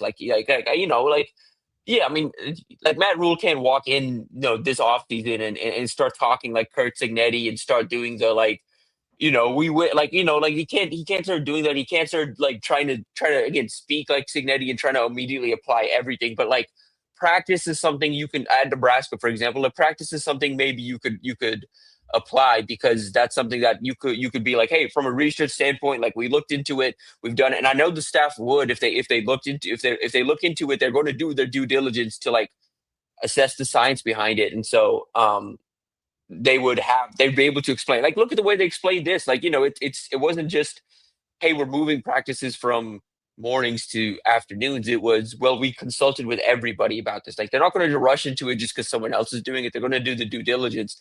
I'm curious to see if what other programs, what that looks like when they do start to apply some of these things that they maybe learned from Indiana without like really looking into the process behind it. So it's interesting too, because I listened to Coach Orich talk yesterday. And Shano, it's clip it's clip number 4 from Orich, if you have that ready to go. But he's talking about kind of the base deals on what he wants to run and kind of how it's implemented. Shane, do you have that clip ready to go? Yeah, so we talk about like the tunnel of execution. Like there's a lot of things going around college football right now between portal and media and everything that's kind of taken the spotlight off college football, and we're focusing on the ball. And we need to execute at an elite level. We need to dial into our package and master our core concepts here through spring. And when I look at our defense there, I think the pieces are there. I think the talent's there. I don't think it's a question of the personnel. I think we have to execute and play the defense at a high level. And all our focus on how fast can we get our guys to execute at championship level. It's interesting because with the 4-2-5, people will tell you, unless you coach it, I think you may think like this, but people will say, oh, there's not that big of a difference. He walked through, a stand-up in, and but the fits and how guys go, it's pretty clean, right? You get a 1 technique, you get a 3 technique, you play with a 5, play with a 6-eye. So with a tight end, so the fits are a lot cleaner right now, right? It's as opposed to like when you play a tight front with 3 down. It can be hard to set the edge from off ball in a stand-up position. So it may look similar, but the premise is vastly different, especially for second-level guys. Based on how the 4-2-5 is supposed to look, let's say if you humor me with like a 1, a 3, a 5, and a 6-eye or a 7 kind of player, who's impacted the most immediately, in your opinion? The second level or cleaning up the third level fits?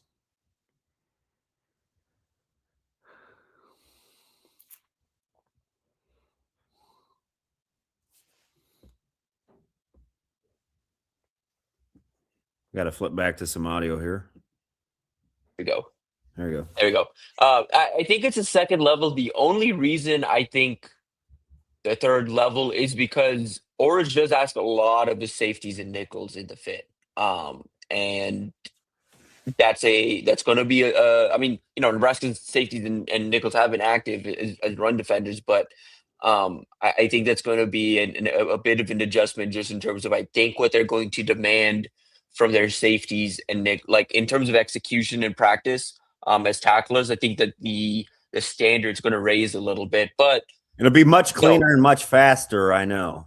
Yeah, but no, I mean, just fundamentally at the second level, it changes the most. I just think in terms of like when you talk about Nebraska, I think with Chambliss and Foster coming in, I kind of trust those guys to adjust and I mean Chambliss has played in this, you know what I mean? Like this is nothing, it's not an adjustment for him, but like I think Foster is going to be obviously a bit of an adjustment and even for Shavers and whoever else emerges from that room, it's going to be a bit of an adjustment. But I kind of trust that room. But no, like yeah, like I think if I'm understanding your question correctly, I think fundamentally it's going to be the second level.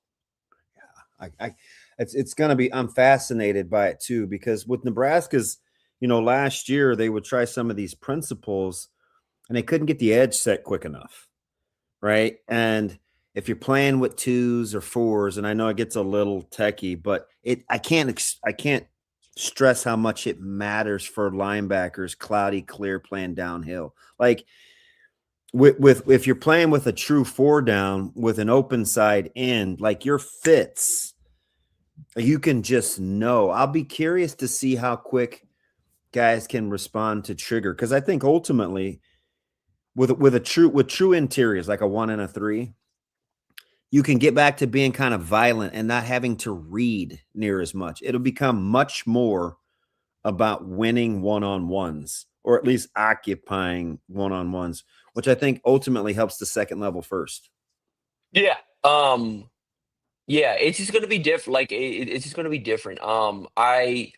I did not think, I mean, and that's like for sure something that you think about more when you're coaching the defense and from the outside looking. But yeah, like did not even think that far on like, okay, yeah, like the linebackers' eyes are going to change with this, but immediately. Like, yeah. Like, what would you say? Do you think there's?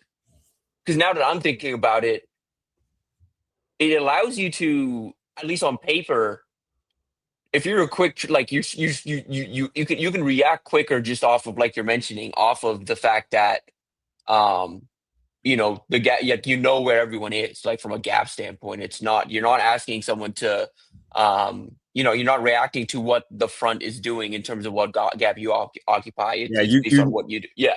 Exactly. And I think so that it introduces a little bit different of a phenomenon. And this is just me spitballing with a couple of football guys during the segment.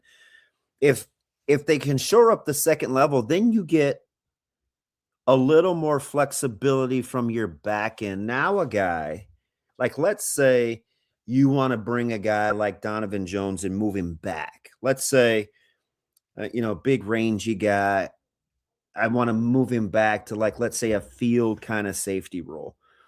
You're still kind of playing to his strengths a little bit because his fit's cleaned up a lot more as an alley runner or a crease guy than let's say it was a year ago or a year and a half ago where he wasn't comfortable coming from third level down into the box, right? I think you introduce a couple of more guys that if you can be more decisive, you have a true nickel, like the nickel will be the nickel. And your field and boundaries will be field and boundaries. You don't have to have as much adjusting. So you can kind of clean up the roles a lot. Like I want, your interior guys just get to be interior guys, right? You don't have to worry about sliding out and playing 5s, right? I think it'll be a lot cleaner for some guys.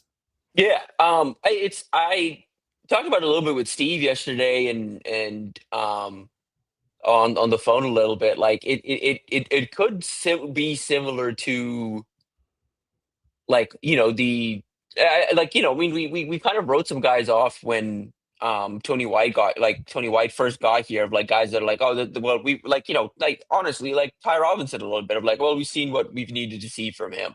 And the defense shifted a little bit. They got a different fresh eyes around him, and he took his game another level. Like, and there were a few others like that, that first and even second year under White. Like, I think there's going to be something like that this year where, again, under the previous system or whatever, it's like you have these guys that are maybe written off, and we're like, okay, well, we've seen everything we need to see from them. We know what they are. And there's just like another level. I think about a Cam Leonard or a Willis McGahee potentially. I think about even like you mentioned Vincent Genatone yesterday, but like, man, like I was really intrigued by like Mario Buford being mentioned in the nickel conversation. Jameer Khan at the top of that. I wasn't sure about Jameer. I think Jameer Khan could was a candidate for that role. I wasn't sure if he was big enough, but was really, really intrigued by the fact that he was the first name that popped up as a name potentially for that nickel role, because that role. I don't know how many nickels they have on the roster. At first blush, I would think they have Khan, Rio's back in, a guy that wasn't even sure he wanted to stay, right? But Rio and probably Prude, but I don't even know what to do with Prude now. Yeah, I don't know for sure on him. The nickel spot it doesn't seem like it has a ton of depth. Not right now. Yeah, and I think when you look ahead to 27 and how they're recruiting, I'm going to put out the corner board at some point today, but like between the nickels and corner, like they may take like 5 DBs this cycle. And I think they're looking for like depth to add to that nickel room, or like have some flexibility. I mean, they like in terms of I think what Orge ideally wants this nickel role or someone to fill this nickel role to look like is a bigger frame, like to like 6'1", 6'2" kind of DB that changes directions well, fluid hips, can cover with the best of them, but can also hit, is also versatile enough to hit and come down, and work in the run fit. But right now, how many of those guys are on the roster? I don't know. Like last year, if this staff was here, like they would have probably had Sierra out there potentially sooner than later. Maybe even move Mario or move Marquez in there. I'm curious moving forward about like Danny Odom, because like a Danny Odom is like a very traditional outside corner, not traditional, but like just in the sense that that you want all of those traits at outside corner too. Like he's a bigger frame, he's very fluid, he's really sticky in coverage, but he's also willing to hit. So I think long term he's ultimately better in an outside corner role. I think you don't even have to like squint to see what that looks like down the line past Nebraska as an outside corner. But I'd be curious if he's open to it at all as he continues to evolve and get bigger. But they're going to add some guys, I think, in this next cycle, or they're looking to add some guys here in this 27 cycle.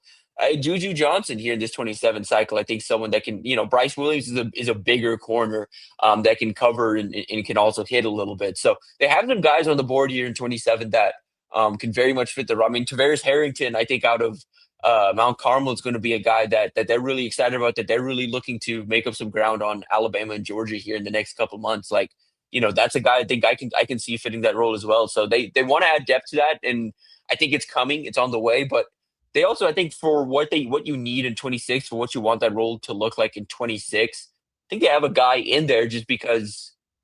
I think the nickel, it needs to be like emphasized. I think nickel needs to be someone that is leaned upon, of course, but I think Nebraska specifically in 26 is going to have pretty sound play from everybody else around him. That 100% in 26, that guy's not going to be as critical. Listen, I like Khan too. Like he showed flashes, but I agree with you. I'm probably more excited for what goes around that spot because it's cleaner. It's just cleaner. Your bullet gets to be or not to call them the things. Let's just go field and boundary get to be those guys, and your nickel is your true. It's just, I think it will be a little bit cleaner, which will allow them to hit the ground running faster in terms of install. Right. Across the board.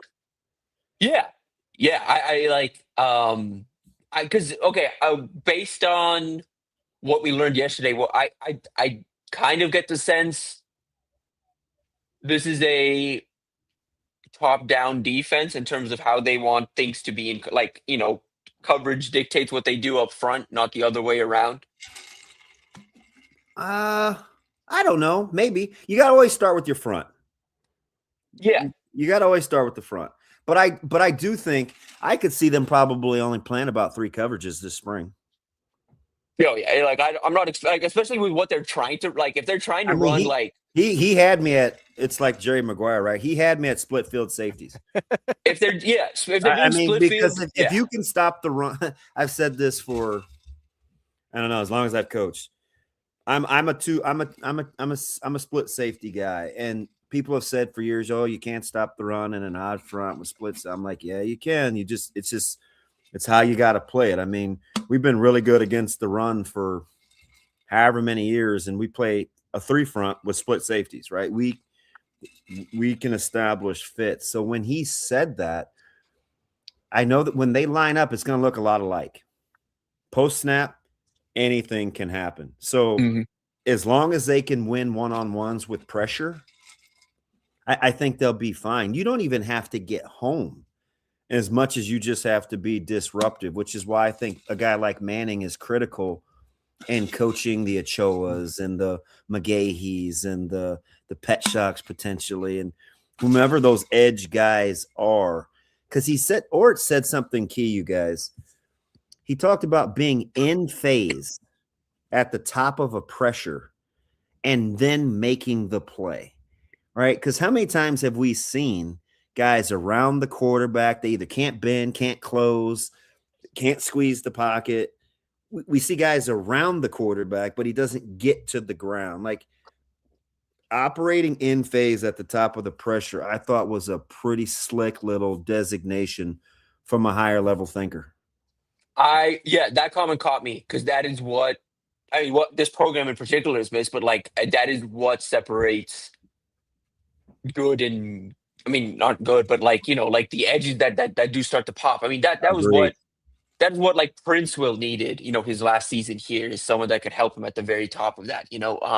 That's what I think guys around, like, think about last year about how many guys like, oh, like Willis McGahee at times, when he's flashed, it's been like, oh, he's just like a hair off. Like, imagine if he just had that. We see that all the time.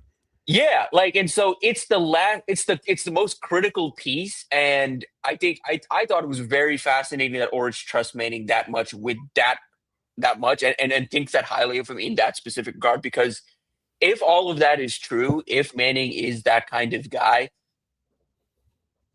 like, again, I don't think it's like pass first whisperer necessarily just yet. Like, we're not there by any means, but like, how many years of production does Manning have to get before we are to that point, and like like, you look at the guys in Nebraska's edge room now, you look at the guys he had last year at San Diego State, like, you don't have to squint to see someone taking a significant step forward, because there are guys in this room that look like the guys in San Diego State's room that had success last year. That's really important. I think that's going to be really important. Like, it's to the point now where I also think like Manning might be the more like Corey Brown's important and his value is really important, but if this defense takes the like significant step forward this year, it may be Manning that is critical to that more so than Brown, just off of being able to create pressure. I was telling Ravi, remember this, Ravi, like just in the brief interaction he had, like day 2, maybe, him being there on a Saturday practice. He's pretty engaging, and he's awful bright, man. He just real charismatic. His opening line was, he said he's looking around and he said, he's like, how strange has it been in this facility with your logo on the mural up there? And I said, I don't know, it's kind of weird. And he said, well, it's not any, he talked about, he said it's not any more overwhelming than stepping foot on this campus, knowing what Nebraska's tradition means for me. And I just was like, yep, I'm in. All right, go recruit. I hold your hand, right? It just the way it was just very thoughtful, and it was in kind of this all kind of way where he understood what the task at hand was. He's been around a bit. He's coached a couple of different positions, and I've heard stories about him from Oklahoma and USC, and it very much felt like a guy that like obviously has some talent on the recruiting trail, but on the field was trying to find where he fit. Like clearly has something to him, but they were trying to find where he fits. I think he started to find his home a little bit with pass rushes. I think it really started to click for him at USC, and I think it's really starting to come along now in terms of, I think this is the role he's comfortable with, the position group he's most comfortable with, and I think it's the group he gets the most out of. So I think we're still trying to figure out, like in this 27 class too, like who are the edges he likes, who's he really after. He's got all kinds of different body types on it. Like he offered a two-sport basketball kid that's like 6'8", 240, or like 6'8", 260, you know what I mean? And then he went down to Texas and offered a Dwayne Brown's kid who's 6'2", 260, who could play all over the, you know what I mean? Like play anywhere.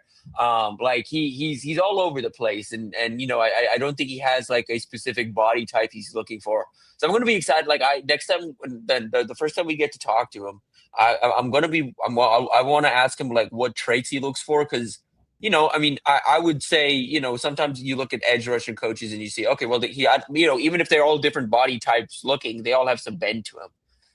He's not specifically looking for like bendy pass rushers. Like there's a couple guys on this board that are kind of stiff, that are kind of just straight, like set the edge, like run through your face kind of pass rusher. Like they can't they need those guys on the close side too, right? Like right, like you need those guys too. But like I'm really curious to see like what exactly are the traits he's looking for, because it's clearly he doesn't have a type. He's kind of comfortable with working with all kinds of edges. Tim, as we're talking about some of these guys, different spots, McGahee's come up a couple times. We're talking about second level. I think of Vincent Shavers a lot. If I gave you these three guys, I gave you Shavers, McGahee, and Winari, or I gave you the field, which one of those to you is the guy that you expect to be most important with what we've learned briefly about Rob Orch's defense, what you've seen from his defenses in the past? Like, which one of those guys would you say, hey, if that guy can pop, I really like his chances? Or would you take somebody besides one of those three? Well, I think if one of these guys, I think unfortunately just off the traits alone, like if one of those guys pops, it's Winari. Like it's like just what that type of person and player popping would mean for this defense. I think that's the one. But that said, I'm really curious about Willis McGahee and even like a Vincent Shavers in that kind of Ryan Henderson role from last year. And I thought Ryan Henderson was the guy that Orich moved around a good bit. That was really important to the front, really important to not just how they got after the quarterback, but how they fit the run. And so I think bar none, if like one of these guys, if the question is if one of these guys like pops and takes a significant step forward, who has the most impact, it's Winari by far. But like all things the same, and just like you're moving to a new defense and you're trying to fit in some of these new roles, who plays that kind of Ryan Henderson kind of role, whether that's one of those two guys, whether it's even like they do something to Cam Leonard's body and get him back to, they kind of trim him down a little bit to be more versatile. Potentially he's another one that I'm like, okay, maybe, but I think more so it's a Shavers or McGahee that kind of fails that kind of role. And I think with Shavers in particular, just the versatility of being able to be that third linebacker when they're in base, and even drop down and rush the passer at times as well. I think he's the guy I would look at, but I don't know. What would you all say? I don't know. Of those three, I think Winari has the most upside, but they got to have some guys that are pretty excited just to be playing. I feel like we've been talking about him the last couple of weeks with this defense, but Dylan Rogers, Ochoa, Winari, McGahee, some of these guys now, depending on whether they're to the strong or the weak side, they've all got new life. But Winari, in my opinion, is probably the most is probably the most naturally gifted of the bunch. Yeah, like I would say just in general, are you all putting numbers on what you're expecting from individuals in the room, or what you're expecting from the room in general? Because I have it on the room. I just think the room in general. You just introduce depth and physicality just by the firming up of the position alone.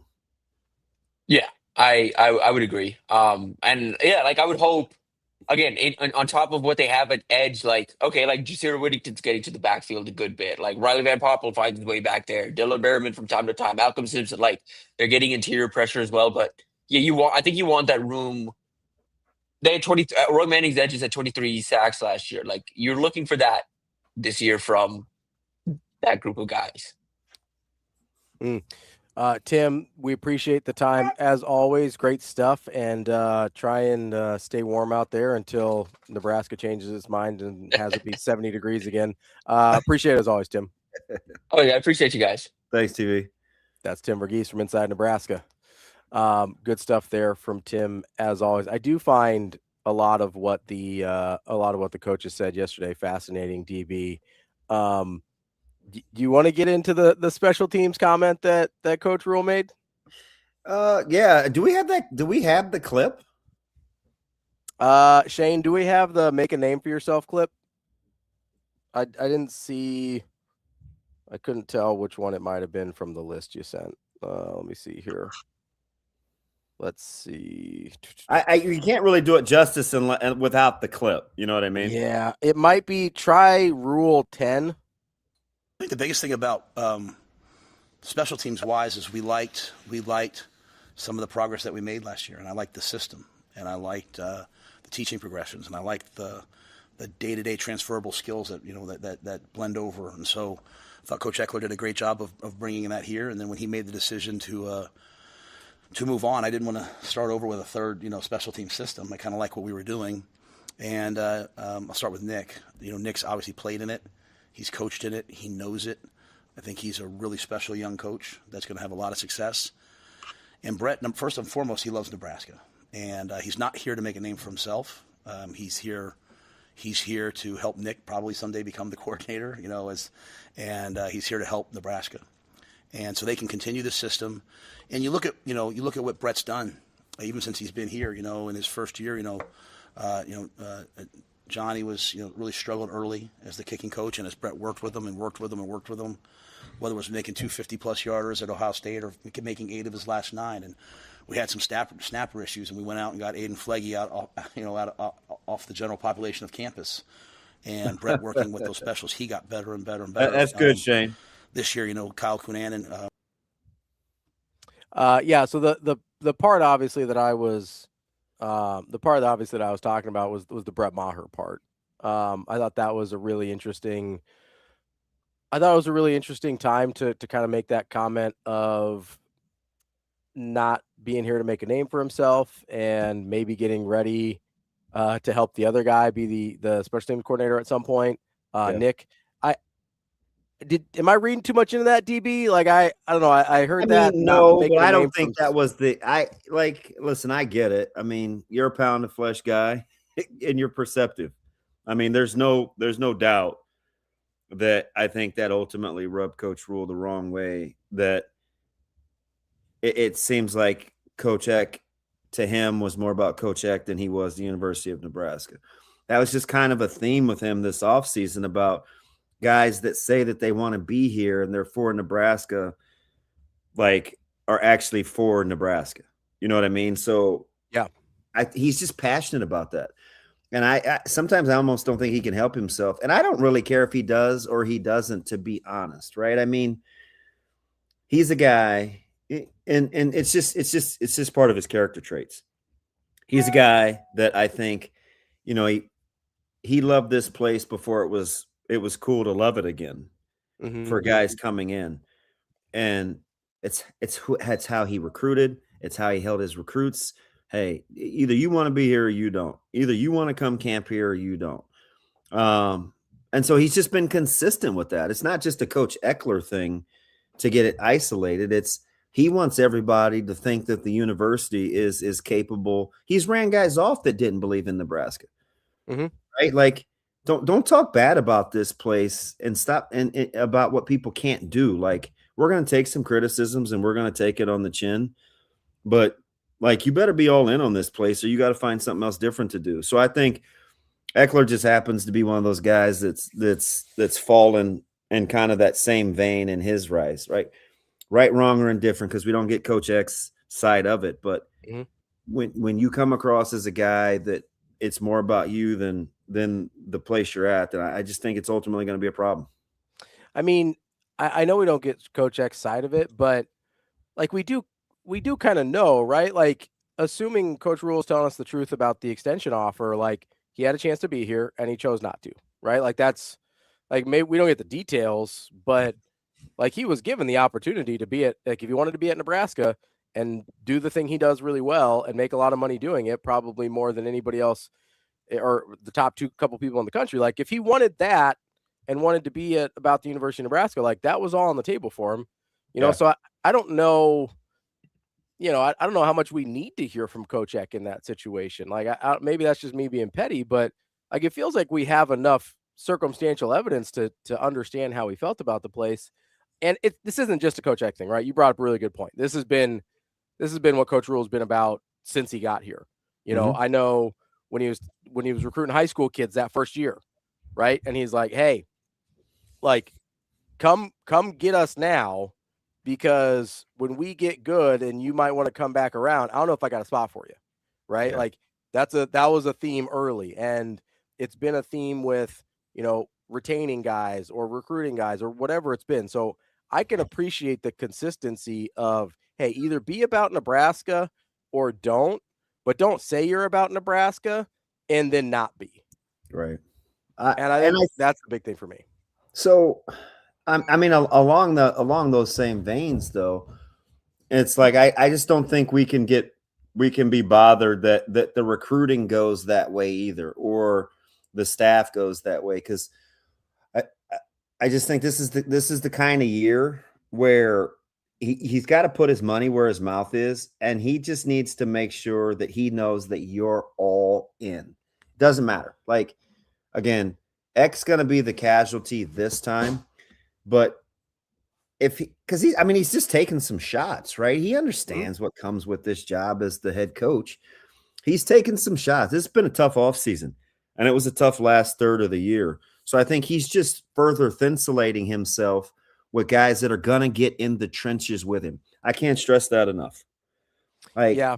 This is about guys that are going to be all in and want to come get in the foxhole, for lack of a better term, because I know this isn't war, but for lack of a better term, in terms of what he's after to help build this thing the right way. Yeah, and I mean, honestly, like, I appreciate that about him a ton. Like, however this ends up going, I keep thinking you're gonna make fun of me because I try not to make everything about Darren Peterson, but like, it's the thing that I look at and the thing that honestly bothers me the most when I look at a Darren Peterson, or I look at some of these super high profile guys, whether it's in football, basketball, whatever, and I go, clearly Darren Peterson's not bought into what's going on at Kansas, right? Yeah. Like, he's more about Darren Peterson than he is about the Jayhawks. I get it. He's going to be a super high draft pick. Like, it's an understandable position to take if you're Darren Peterson. But if you're Kansas and you're a Kansas fan and you're Bill Self, you don't have to accept his position, right? Like, you don't have to accept and be like, hey, we understand where you're coming from, but this isn't for us. Like, that's not a good thing for us right now. And maybe, obviously, Kansas basketball is in a very different spot than Nebraska football currently. So maybe they can withstand some of that to a better degree. And we've seen them withstand it to a better degree than Nebraska probably has been able to over the last few years. But like, the more and more I see this stuff, the more I'm like, okay, give me guys that work their ass off, that are 100% bought in, and that care about the place they're at. And as long as we've got some bare minimum of athleticism, I'll take my chances. Because I swear to God, I think that's the secret sauce of Curt Cignetti, is he just found guys that, like, yeah, they had a bare minimum level at least of athleticism, especially last year. But like, the buy-in is off the charts. The belief is off the charts. The desire to be at Indiana is off the charts. Like, those are the things that I keep thinking about that are non-negotiables. The physical stuff keeps falling further and further down the list for me. Now, obviously, you can't go too far down the list physically. Otherwise, you're just not there. But, Yeah. I mean, use Iowa, use Indiana, use Wisconsin, whoever. That to me has been the missing ingredient at Nebraska forever, is just guys that care more than everyone else and guys that want to be here more than everybody else. If we can get that part figured out, I will take my chances with the talent. Yeah. Hey guys, play the. I just want to get to something real quick along those lines, because I think, you talked about you can't really, or Tim was talking about, you can't just come in and replicate what Cignetti does. And I've always called him kind of one of one. I said, but there's some things within his protocol of the non-negotiables that I think you can replicate. Guys, roll the clip about the infamous practice structure that we think teams can replicate. I don't know. I'm a little different than a lot of guys. I don't practice a long time. I'm a 25-minute walkthrough guy on Monday and Friday, and we're about an hour 30 to an hour 40 Tuesday, Wednesday, Thursday, helmet, shoulder pad. So the one thing I would say is we're pretty efficient in everything we do. Like, we don't waste time when we're here. We're working. So you don't get that without trust. You don't just get to fast forward to like those kinds of practices or whatever. Guys have to believe that the method works and that you're for them, but it starts with getting those people in the building. If you know what I'm saying. Yeah, like, and I think identifying those people is probably the hardest, the biggest challenge. Well, it's the number one thing. It's like, and that's where he has to start. And I get it. It's year 4, and it's not the way that you've chosen to go. But what you hear is that they're just dialed into that now. It's not going to be this, hey, we're going to try to win you over with, what we say or be super, outward and laughy. Like, we're getting down to business, right? It doesn't matter. We've tried it the other way. You guys didn't buy it. We didn't win enough. So we're gonna put our heads down. We may sound like we're friendly one day in a press conference. We may sound like we're not. Guess what? Doesn't matter. We know it doesn't matter. I can come in and be this eloquent spokesperson, and I can tell a bunch of jokes, and I can hold court, and I can roll out my coordinators, and they can say all these great things. But guess what? You guys don't care. And if you don't care, then we're just going to make this about football anyway. Like, it's fine. You're not wrong for drumming it down to just the nuts and bolts, but you're going to get nuts and bolts. They have totally recalibrated. They're just not going to waste energy on things that they can't control. And I'm here for it. We'll just see how it goes. The pressers yesterday weren't all rainbows and butterflies, right? It was business. This isn't a rainbows and butterflies kind of season. I am here for it, and I think they're locked. Yeah, I think that's a really good point. Like, I think, and listen, I'll be honest, a lot of the PR stuff works on me. I like when guys talk a certain way. You know that about me. Like, yeah. I like when guys kind of wax poetic a little bit. I like when they let you peek behind the curtain into the philosophy of how they think and how they want to run things. Like, I like all that stuff. I like the psychology of sports a lot.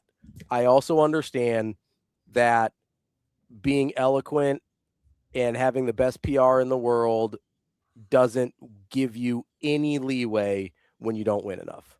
It probably gives you less because people get annoyed, right? How many times have we heard over the offseason, like, well, they said this and they said that and whatever else, right? It probably buys you even less leeway when you do say things, no matter how, eloquent those things are. And so I get it. I get the move. The funny thing is I don't know that they're any more about football than they have been in the past. I think they've always been about the football. Zero question. And that's the funny part, right? Is because I believed they were all about the football all along. I just got the extra stuff, which I like. Yeah, they tried to play nice along the way because it plays well with the media and the fan base. But nobody wins unless the team actually wins. Fans that don't like the results, they blame the media for setting the expectation. Media then kind of is like, well, I'm going to take this kind of stance because it doesn't matter if we try to frame it this way. It ultimately matters. So everybody negotiates the information everybody else wants to receive. And all anybody really cares about is winning. So if all anybody really cares about is winning, then just focus on winning. Like this has become the natural byproduct of the toxicity of the last, 12 years of not winning meaningful football games. It's just what this has evolved to, and I think we just have to be mature enough to handle it. Yeah, and I honestly, some coaches probably prefer it. They're like, oh, we don't have to do all the other stuff. We don't have to do all the PR stuff. We can just go coach football. I do think there's a lot of guys that probably prefer that, even if even if I don't get as much press conference love. I want to take a quick break. Shane, give me a couple minutes. Let the guys get these photos set. I want to make sure going forward that we're talking about the same thing with the 4-2-5. I'll give you the base alignments and what I mean, the difference between split safeties and not. So going forward, you guys kind of have this locked in your head. If we talk a little too much football, I just need a couple minutes. Take a break. Make sure those guys are ready to go. Ravi, we'll come back in a couple of minutes right before we get to SAUTTER and take another quickie, if that makes sense. So we'll take 2 breaks in the next 5 minutes and make sure these guys are ready to go. Yep, let's do it. We'll be right back. Yeah, with the roster turnover that now happens in college football, with the amount of players that come in the portal, with the amount high school kids now enrolling early, we felt like our school calendar moved up a week, so we started on the 10th as opposed to most years we started on Martin Luther King Day, Monday. So because we had an extra week on the front end, we wanted to lift for 6 weeks, but we wanted to get all these players really mainstreamed into the football.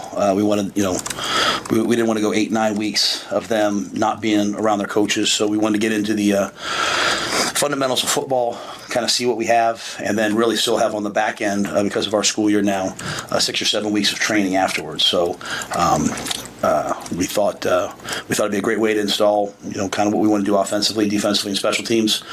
Really let the guys see where they are football wise, and then have a chance to continue training after that.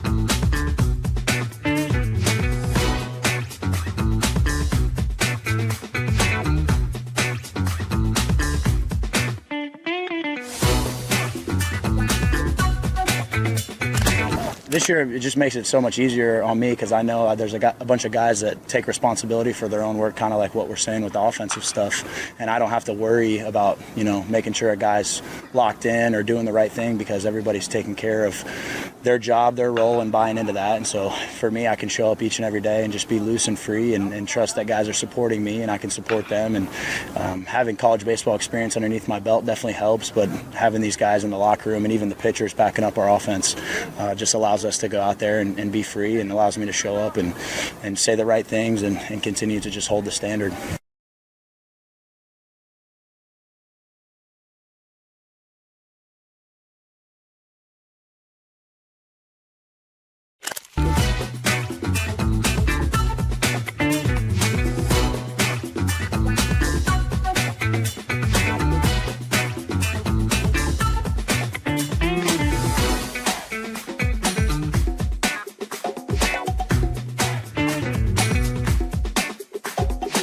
It's been a good process, just embracing the new guys in the room, embracing Coach Jeep, embracing Coach Teasley, just trusting that Coach Rhule's going to lead us in the right direction of who he's bringing in, because Coach Rhule's a smart person, we all know. So I'm going to trust him on that, and we're just going to build this brotherhood even tighter. Honestly, just the guys on this team. Like, I love everybody on the team, and I know that being that this is my last year, I know I can give it my all for them, and I know that we're headed in the right direction, whether it's just getting 1% better and leading the team. I think I've done a good job at that, but just I'm doing it for the team. Like, I know the guys need me and I need them.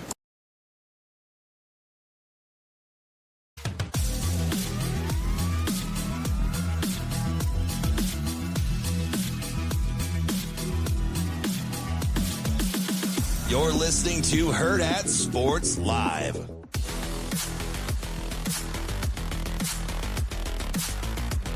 Welcome back, Hurrdat Sports Live. That's DB. I'm Ravi Lulla, and DB wanted to get to some 4-2-5 stuff right here. So which one do you want first, DB? Just real quick, play. Yep, there we go. I don't know if we can. We're gonna try to blow this up a little bit, but you see, this is kind of a base 4-2-5 alignment. You see the two DNs, the strong side, and the mic in the middle.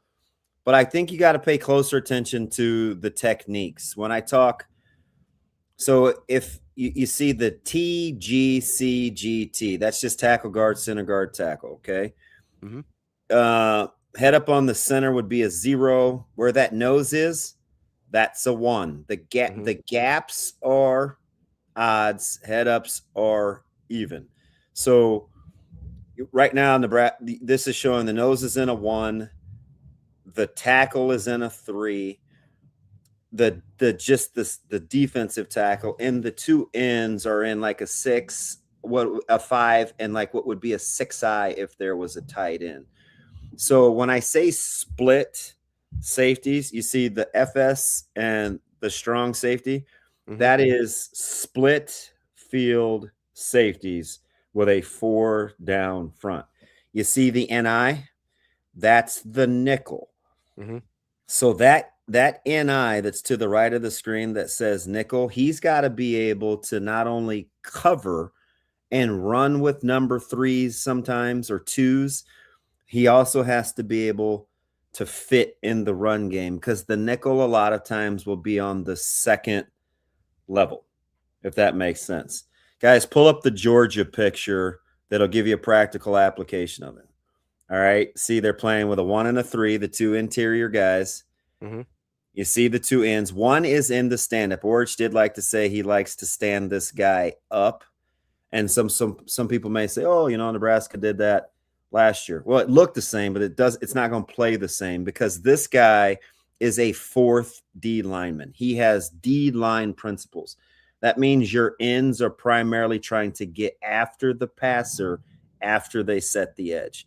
That is a huge distinction, even though it may look a little similar to what Nebraska did this year. It's not the same, right? Your 1 and your 3 occupy inside. Those are your 2 insides. Now, if it's not a split field safety, guys, pull up the third pick if you could, please. How many safeties do you see deep, Ravi? Just the one, the free safety, I believe. Just one. So when they roll down and just play 1 high, that's the difference of what I'm trying to say. But if you pay attention to the techniques, the front changed or didn't change? Front didn't change. Front did not change. How you played on the second level changed versus who you got into the box. Does that make sense? Yeah, so we've got so the R is basically my strong safety. That's my rover. Yep, he's now your rover. Okay. And then my S is the other safety. That's my nickel. Yep. Okay. Yeah, so basically, I mean, it gives you the versatility on the second and third levels instead of the first and second levels. Am I understanding that basically correctly? But your front has to get busy. So if you blow that up and you read the techniques like the 5, the 1, the 3, and the 6-eye, those guys have a role to do. Okay, those guys definitely have a role to do. That's just the difference between what the back end does, but the front is still kind of remaining the same. Because Orich said, yeah, pre-snap, we may look pretty similar a lot, but what we can do post-snap is where we have some luxury. So when I think of nickel, and then we'll get to Mike here in just a minute. When I think of nickel, I think of, and tell me if I'm right or wrong here, my initial thought goes to Eric Hegg. Is that the type of player we're talking about? Yeah, that's the kind of guy you're looking for. Okay. That's the type of guy you're looking for. Okay. And similar responsibilities to what he was asked to do. I know the defense was different, but responsibility. Yeah, and the cool thing about using Hegg is Bo liked to use a lot of bracket coverage. Yeah. Right. He played a lot, and you heard, I think you did.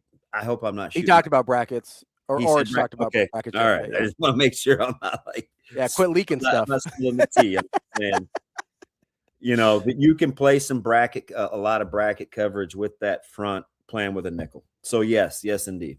All right, let's take a quick break here, and then we'll get to Mike Sautter. A lot going on with state wrestling and everything else, and basketball. Hope that helps, guys. winding down. That's good stuff. We'll get into more of that as we go through the spring as well, because I do think there is a lot of confusion about how a 4-2-5 is different from a 3-3-5. We'll take a quick break. We'll be right back with Mike Sautter. Yeah, coming here has been pretty simple. I grew up in Michigan. I coached at South Dakota, went to school in Duluth. So being back in this region is old hat. This is where we come from. And so my daughters actually started school yesterday at Wysong Elementary down there in southeast Lincoln. So we're home, we're settled. Talking about the workplace, man, it's been great. It's been great. I think that's what Coach Rhule does a great job of. It's a really transparent, authentic environment. And so stepping onto this surface and this platform, it's been fun to get going.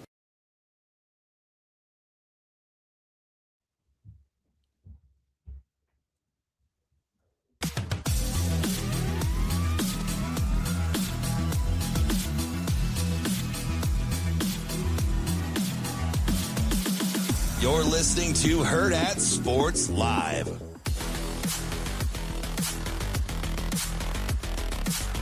Welcome back, Hurrdat Sports Live, presented by Next Gen Male Medical. That's DB. I'm Ravi Lulla. We are joined now by Mike Sautter from Hurrdat Sports and NEB Preps. If the cameras cooperate, we're loading here. We're just loading. Oh, come on, Jerome. He was in spinning wheel. I can see him in the green room. All right, let's try and toss him back in here, guys.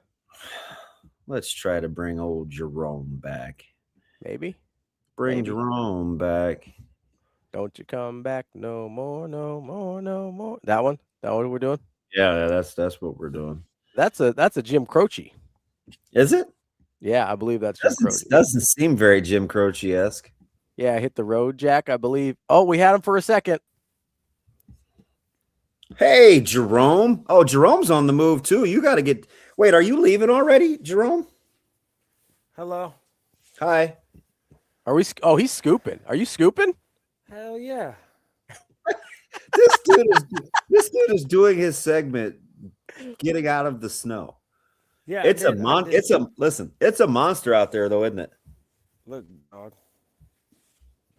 I hope this works. We're good over here. Oh, you did knock that out. Hold on. Look, you feeling pretty good now?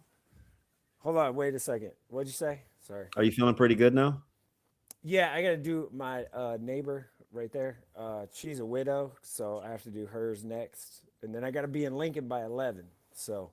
I know. I heard you got a hard out at 9:25. Yeah, I gotta roll in here today. Feels good to just be a man and shovel some snow. Dude, you're hilarious. Hey, so how are you feeling so far? I know this is one of your best state events. Girls, obviously, for me personally, was super exciting with what happened with wrestling there, especially in Class A. But what are you thinking so far? Yeah, I mean, I think it's always fun. I enjoy state wrestling. It's my Friday night tonight is the best night of any state event that the NSA puts on. That's my opinion. I've been to literally all of them: golf, diving, swimming, ball. Uh-oh. I think we lost him. We lost you, Jerome. Oh, there he is. Oh, no, he might be coming back to us. I'm right here. There he is. Hey, I don't really worry about you with technology. You can do a report from anywhere. I'm surprised you got on here today. Wow. All right. It's gonna be like that, huh? I'm just saying. Mr. Technology over there. Green dot phone guy. Wow. Good talk. So we usually talk to Higgy. We didn't get a chance to talk to him. The week snuck up on me, so that's my fault. But how about instant replay, man? Are you looking forward to that? Yeah, I've seen it. Obviously been to Fargo, and they have it in freestyle. It does take a little bit of time, and this is for Nebraska. Talking about state wrestling instant replay, coach's challenge, right? Like you throw a brick. Throw the brick. Yeah, and so it's only for the championship matches and only one. So you can't just keep doing it. And it is a test. The NFHS, which is the National Federation, is allowing Nebraska to be the test for it. And so we'll see how it goes. It's kind of cool. Obviously, Ron has connections to get that pulled off. So, yeah, it's pretty good. I'm kind of excited for it. I think it shouldn't be a big issue. It should only take a couple minutes. You have a referee. You have a referee sitting there watching the replay, so it should be fine. Mike, what's the highlight for you? You said it's your favorite night of anything the NSAA does. What are some of the highlights going to be tonight? Well, one, it's a packed house. Like, it's sold out. There's standing room only tickets still available. They won't deny anyone a ticket if you want to buy one for state wrestling semifinals. So it's sold out. That and just the middle mats are the semis, right? Like A has one, B has one, C has one, D has one. And then the side mats are the consolation rounds. And just, being in that moment myself personally back in high school, the blood round thing, man, you lose, you are devastated. So kids are fighting for their life. And, I lost in that. So, yeah, it's that is what it is. And the excitement and just all the emotions of everything, it's kind of fun. And there should be some good matchups. There's always is. Jerome, if you're talking about like flip-flopping between, the tail end, you've got districts that have got to go on that are pretty important for scheduling. You got to get these last couple of games in at the high school level for basketball so districts can be set too. You think coaches are feeling the pinch or they just kind of have a good idea of where they're going to be, even though the official district pairings haven't been set yet? I think at this point there's enough math teachers and people that know the system that they kind of know where they're at, right? If not, Fo Woodard can get it done for you. So that's something. My children are now coming outside. I think they're going to go sledding at the park, so this should be fun. Yeah, it's a weird 15 degrees. Does it feel 15? Nah, not if it feels warmer than 15 degrees. Hey, Leighton, you look bundled up. She is so cute. I'm glad she looks like her mom. Goodness. Well, she actually looks like me, and my youngest looks like her. That had wifey vibes all over. Maybe it was. No. Yeah. So Leighton, why don't you just wear a hat like a real person instead of like a? Says the guy that's got the clean, slick head with no hat on, right? Okay. You're kind of out there, buddy. Did you hear what I said? No, what? I said, Leighton, why don't you wear a hat, like a knit hat, like a real person? And then I looked at her, I go, we're not rich. Where you got the little cute little ear thingy, whatever. Just put that hat on. Yeah, not urban enough for you, Jerome? Correct. I got you. What are you looking for? What are you looking forward to tonight in terms of individual matchups? First of all, what time are you getting there to beat the 6 o'clock Pat Gate? Well, I'm gonna obviously go to Lincoln for Hoiberg availability at that starts at 10:55, and then probably just head straight there and be there for some of the consolations, wrestleback stuff. Yeah, just so I'm there. Anything you're looking forward to tonight in terms of matchups? Not really. I think all the best guys are. Is that a cat? It's a frozen cat, Ravi. Your cat. No, that's Ravi's dumb cat potato. No, I don't think so. All the guys that are supposed to win, I think, should win. So all the guys that should win, I think, are gonna win. So that's just wow. Really? Yeah, I mean, they didn't roll yesterday. So for example, like Ben Ziola, Riley Johnson, Tyler Harrell for Scott, like those are some of the bigger names, and they won, but they weren't like super great in their quarterfinal matches. So I think tonight they'll be pretty locked in. And Prep is like, my God, like what are we doing?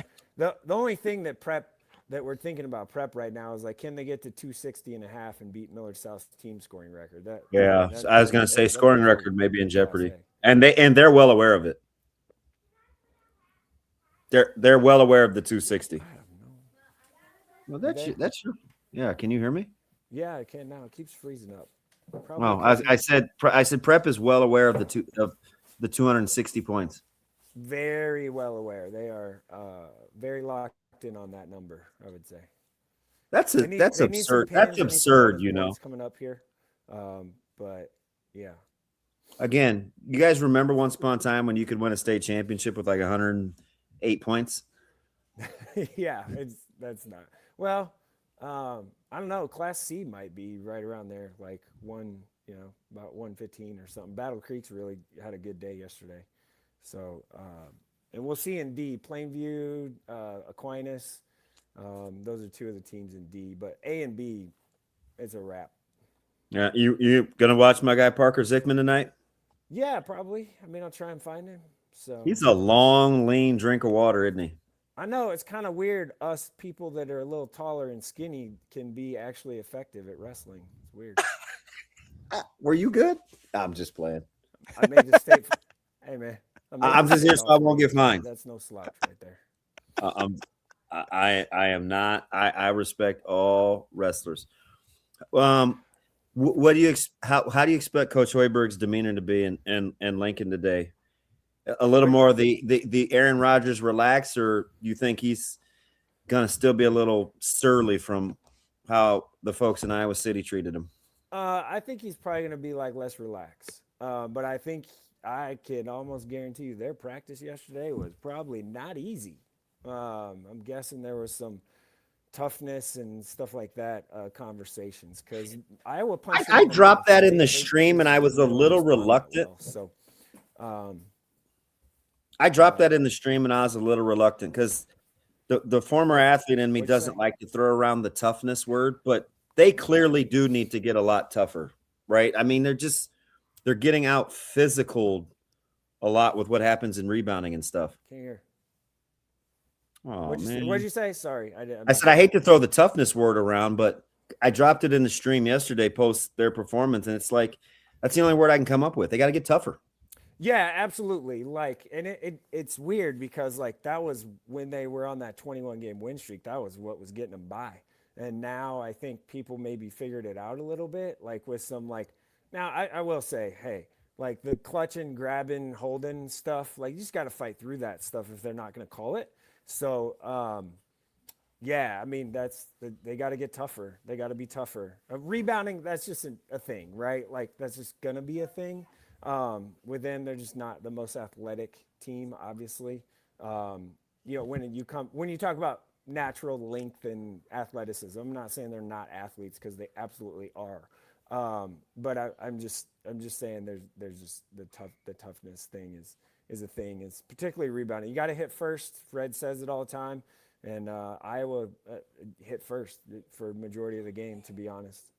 Mike, with high school hoops here coming up, I know a lot else going on in terms of state wrestling, Nebraska basketball. Are there any matchups that you're particularly interested in tonight? It looks like there's a couple good ones in Class B, whether it's Scott with Aurora or Elkhorn North and Donovan Trumbull going kind of cross class there. What are you looking at tonight? Yeah, the Scott Aurora matchup's interesting. Aurora coming in. They were supposed to play last night. I was supposed to be there last night for my game of the week thing. Then it got moved to today at 6:30. So Millard North, Papio South, I believe, is tonight too. That one, both teams on a heater. Donovan Trumbull would do them well to find a way to beat Elkhorn North tonight. They lost last week at the Heartland Hoops Classic, so Elkhorn North's playing pretty well too. So it's those are probably the key matchups I think of the weekend, if you will. Hey, does Millard South North Star seem a little trappy to you? Yeah, that's another one too. Yeah, a little bit because just the way Millard South likes to just play, like they play pickup, man. That's what it feels like watching them. Yeah, I mean Myers, he's shooting that thing. Yeah, I mean it feels that way, and North Star wants to get up in you and pressure you. So we'll see if Millard South can handle that pressure, on ball pressure type of stuff tonight. Is there Is there anything this weekend for? I'll switch back to Nebraska ball. Sorry, bounce around a little bit here. Sorry. Is there anything this weekend? We mentioned the toughness and the rebounding, things like that. Is there anything else you're looking for? I mean, obviously, Frager hasn't played his best since he came back. There's the rink mass issues, whether you think it's the scoring or the initiating. Like, what's something else before the end of the season you'd really like Nebraska to clean up? They got to get Frager going again. Like, he's so key to what they're doing. And if you're only going to play 7 guys, and he's one of them, you rely on his scoring off the bench and his kind of energy and athleticism and stuff. I mean, there was a couple times Iowa just olayed him on the defensive end, and or I guess reverse of that. Sorry. So he's got to be better. Like, flat out, he's got to be better. I just got hit with a snowball, by the way. So just got hit with a snowball in the back from one of my kids. And Mast, I don't know if just the grind. So there is something to be said here. So there's a freshman wall, right? There also may be like a older guy wall, not sure what you're gonna be doing next, right? Like, maybe you're overcompensating, trying to I got to do this, I got to be better. And Rink's such a great guy. Gosh, he's awesome. So I don't think that's an issue with him. It's just physically, is he starting to wear down a little bit? And he's in great shape. He's physically one of the strongest people I think I've ever shook hands with. So I think they'll be fine. Okay, Penn State, feel bad for the Nittany Lions coming into Lincoln tomorrow, because I think they're in for something, right? I think Nebraska's going to be really, as Fred likes to say, on point. And then Maryland should get that dub. It'd be nice if they got off to a good start for once. Yeah, and that's something Fred's talked about for years now, is we have to get off to a good start, and they just need to bury them early, right? Just get it over with. This has all the makings of Price having 9 in the first 2 minutes. Yeah, something just real, just game's over after the first 4, right? It's just, you get to the under 16 and it's okay, how much is this going to be by? Penn State does pressure you though. Their on-ball pressure is pretty good. So they're not bad there. We'll see the Eli Rice revenge game. He's at Penn State now. Which good luck, bud. I didn't. So, it's Penn State, Maryland, and then you have, then you go on the road for that LA trip, and obviously UCLA is a train wreck right now because their coach is a psycho. So you have that, and then, I guess maybe if you split that, you still feel pretty good. There is a chance, you win both too.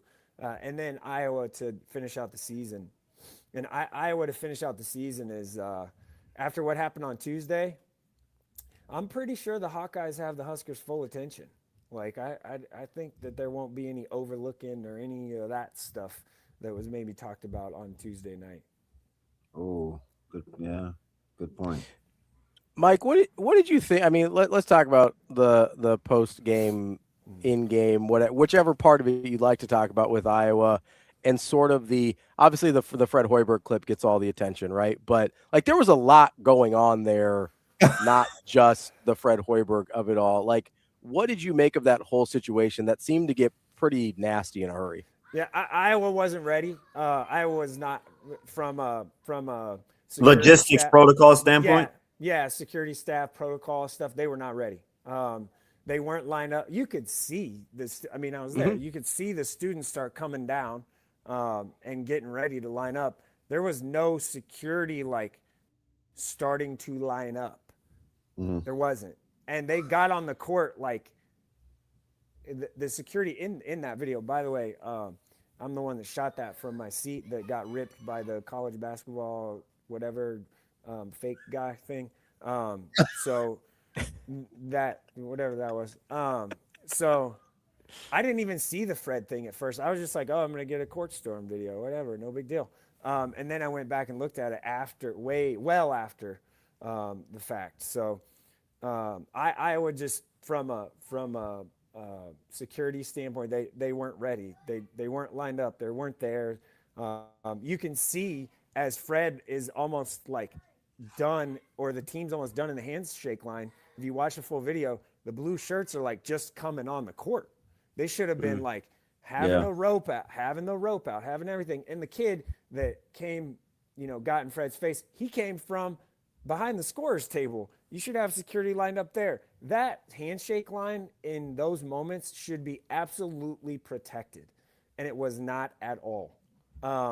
Now, does that excuse, Fred taking a swipe at a phone? No. But at the same time, like, I'd be kind of pissed too, right? Like, kid just jumps, like, not supposed to be there.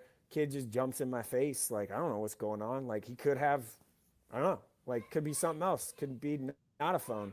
And if you know Fred, if you've heard Fred in press conferences and stuff, I don't think he's a real big fan of, like, the whole kids on phones all the time, because he's brought it up a lot.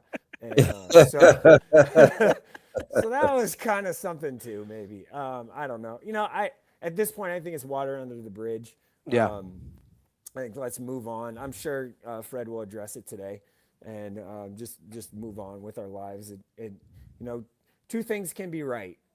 In situations, two things can be right. Iowa, from a logistics standpoint, messed up, wasn't ready, and Fred probably shouldn't have hit the kid's phone. Right? Two things can be correct. I've got a new headline for that whole scenario. Nebraska coach helps college students reduce screen time. That's all I saw. There you go. Yeah, that's what it is. Yeah, that sounds right to me. Hey, Mike, go ahead. Hey, Jerome, real quick. I know you got to get going. Yeah. More important to shore up, tightening that defense up again, because it was pretty good in Iowa City. So I'm not. So maybe more how you rebound out of it. I'll be specific there, or getting Frager's offense going again, because maybe you can't get both going with him on the floor. I don't know. Maybe you can. Maybe it doesn't seem like it so far. Which needs to happen quicker? Yeah, I think the rebounding thing is a bigger deal, and guards got to do a better job of rebounding down. Yeah. So that's what it is. Defense has been good. It's still top 10 defense in the country. The offensive efficiency isn't there because the offensive rebounding is not there. Like if the rebounding and offensive rebounding were there, their offensive efficiency would be a top 20 offense in the country too. I mean, listen, Nebraska's losses, none of them are bad losses. Like they don't have a dud. So like it's okay. Like they're fine. They're still in that 3-4 seed kind of realm, and I think that's where they end up at the end of the day. That's Mike Sautter, Hurrdat Sports, NEB Preps. Mike, appreciate the time. Get down to Lincoln so you can talk to Fred. And glad you got your driveway done first. That's good. Yeah, look at it. Look at this driveway. Let's see what we got here. It's immaculate. Oh, that's crisp. Look at that. Yeah, nice. You guys know how I like to mow my yard. Yeah. Dude's weird, man. I assume the same level of diligence goes now. Into Now look what's happening. Now look what's happening. Now look what's happening. I just did this. Look at what's happening. Throwing snow all over the driveway. I just did this. Look at this. Look at this. Look at this big pile of snow. I literally just did this. What are we doing out here? We are throwing snow all over the driveway right here. I know deep down you're losing your mind. Don't even kid yourself. What are we doing? I don't think it's that deep down, DB. Oh no, man! It's like this dude might have an aneurysm. Holy you guys! I just cleaned that up. Oh Lord! All right, Jerome. All right, you're gonna have a meltdown. I don't want to see it. All right. See you, Mike. Bye. That's Mike Sautter from Hurrdat Sports. That was getting ready to be a disaster. Oh yeah, you could tell he was keeping that from bubbling as much as he could. But I think the more he looked at the mess they were making on his freshly scooped driveway, the worse it was getting. Hey, before we take a quick break, can I test our guys real quick? Yeah. You think they can do both pictures side by side of the 4.25 without the Georgia pick, just the base 4.25 and then rolling down out of it? I'm sure they can. Let's give them a chance during the break to get it oriented and then run I just like to see if Action Jackson can show off. Okay. It sounds like I'll take. Sounds like they might not be able to, but we'll see. He said, "No, we can't." I'm not sure StreamYard will let them put both up at the same time. All right, so let's take a quick break here, and I actually have an idea. I might be able to help here, so we'll see if we That's can get fine. that figured out, and we'll be right back. More Hurrdat Sports Live.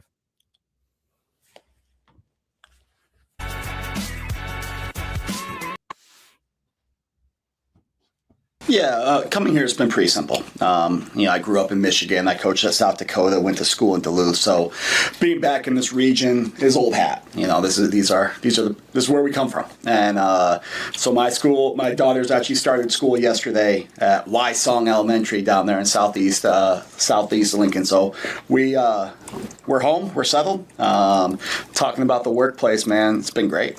It's been great. I think that's what Coach Rhule does a great job of. It's a really transparent, authentic environment. And so stepping onto this surface and this platform, it's been fun to get going.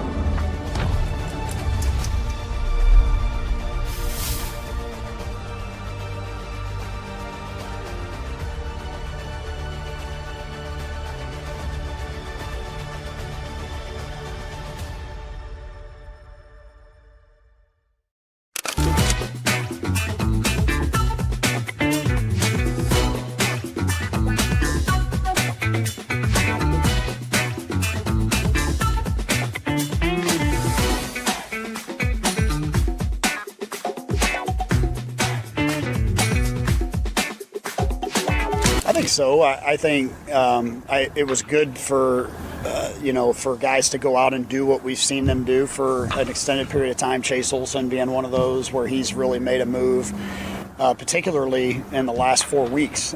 We've seen him kind of make that move, and he's kind of given our hitters some fits the last 4 weeks. It was good to see him go do that, and Jay Sean and some of those other guys, the freshmen.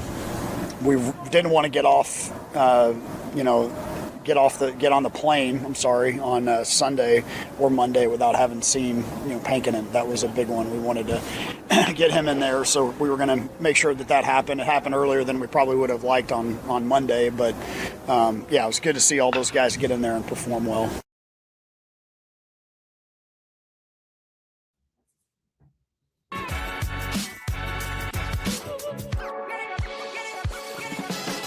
You're listening to Hurrdat Sports Live. Oh, I'm in the dark. That's bad. Welcome back, Hurrdat Sports Live, presented by Next Gen Male Medical. That's DB. He's in the dark. Don't be in the dark. Now I got to move. Don't be in the dark about your health, though. That's where Next Gen can come in. Not only do they provide your standard testosterone treatment, things like that, but they will do overall blood panels. They do genetic testing. They'll take care of your entire health, whether you're a man or a woman. They've got something for all of us to help get to our peak physical condition. That's why DB and I both love them. It's nextgenmmc.com to schedule an appointment. There you go, DB. Back in the light. Hey, and I was just there yesterday, so I'm back on next week. You can go Wednesday, right? Yeah, I'm back towards my Wednesday slate. Back on your Wednesdays. I'm proud of you. Even though you're a hater. I'm always a hater. You know that. You're never gonna get back to Wednesdays. But the only reason I really went yesterday is because I didn't want to have to get out today because I knew it could get hectic. Yeah, it's a little dicey out. I've got my Friday hair appointment, my haircut coming up, so I'm hoping the roads are a little bit. I do too. I know. Yeah, you heading out, and you're driving a lot further than I am. Yeah, but I live right by the interstate, so it's pretty easy. Yeah, hopefully they got that cleared. It was apparently It's not cleared. on a normal day it's 12 minutes, but who knows what I'm going to see on the interstate with these yahoos. Well, make sure you leave early because I know. Is it tough out there? Well, I just know that your guy D Knight is not going to take any lates coming in. He'll say, "Hey, No. he'll And he call lives in that no-show. condo right there next door, so he doesn't have any problems getting to work.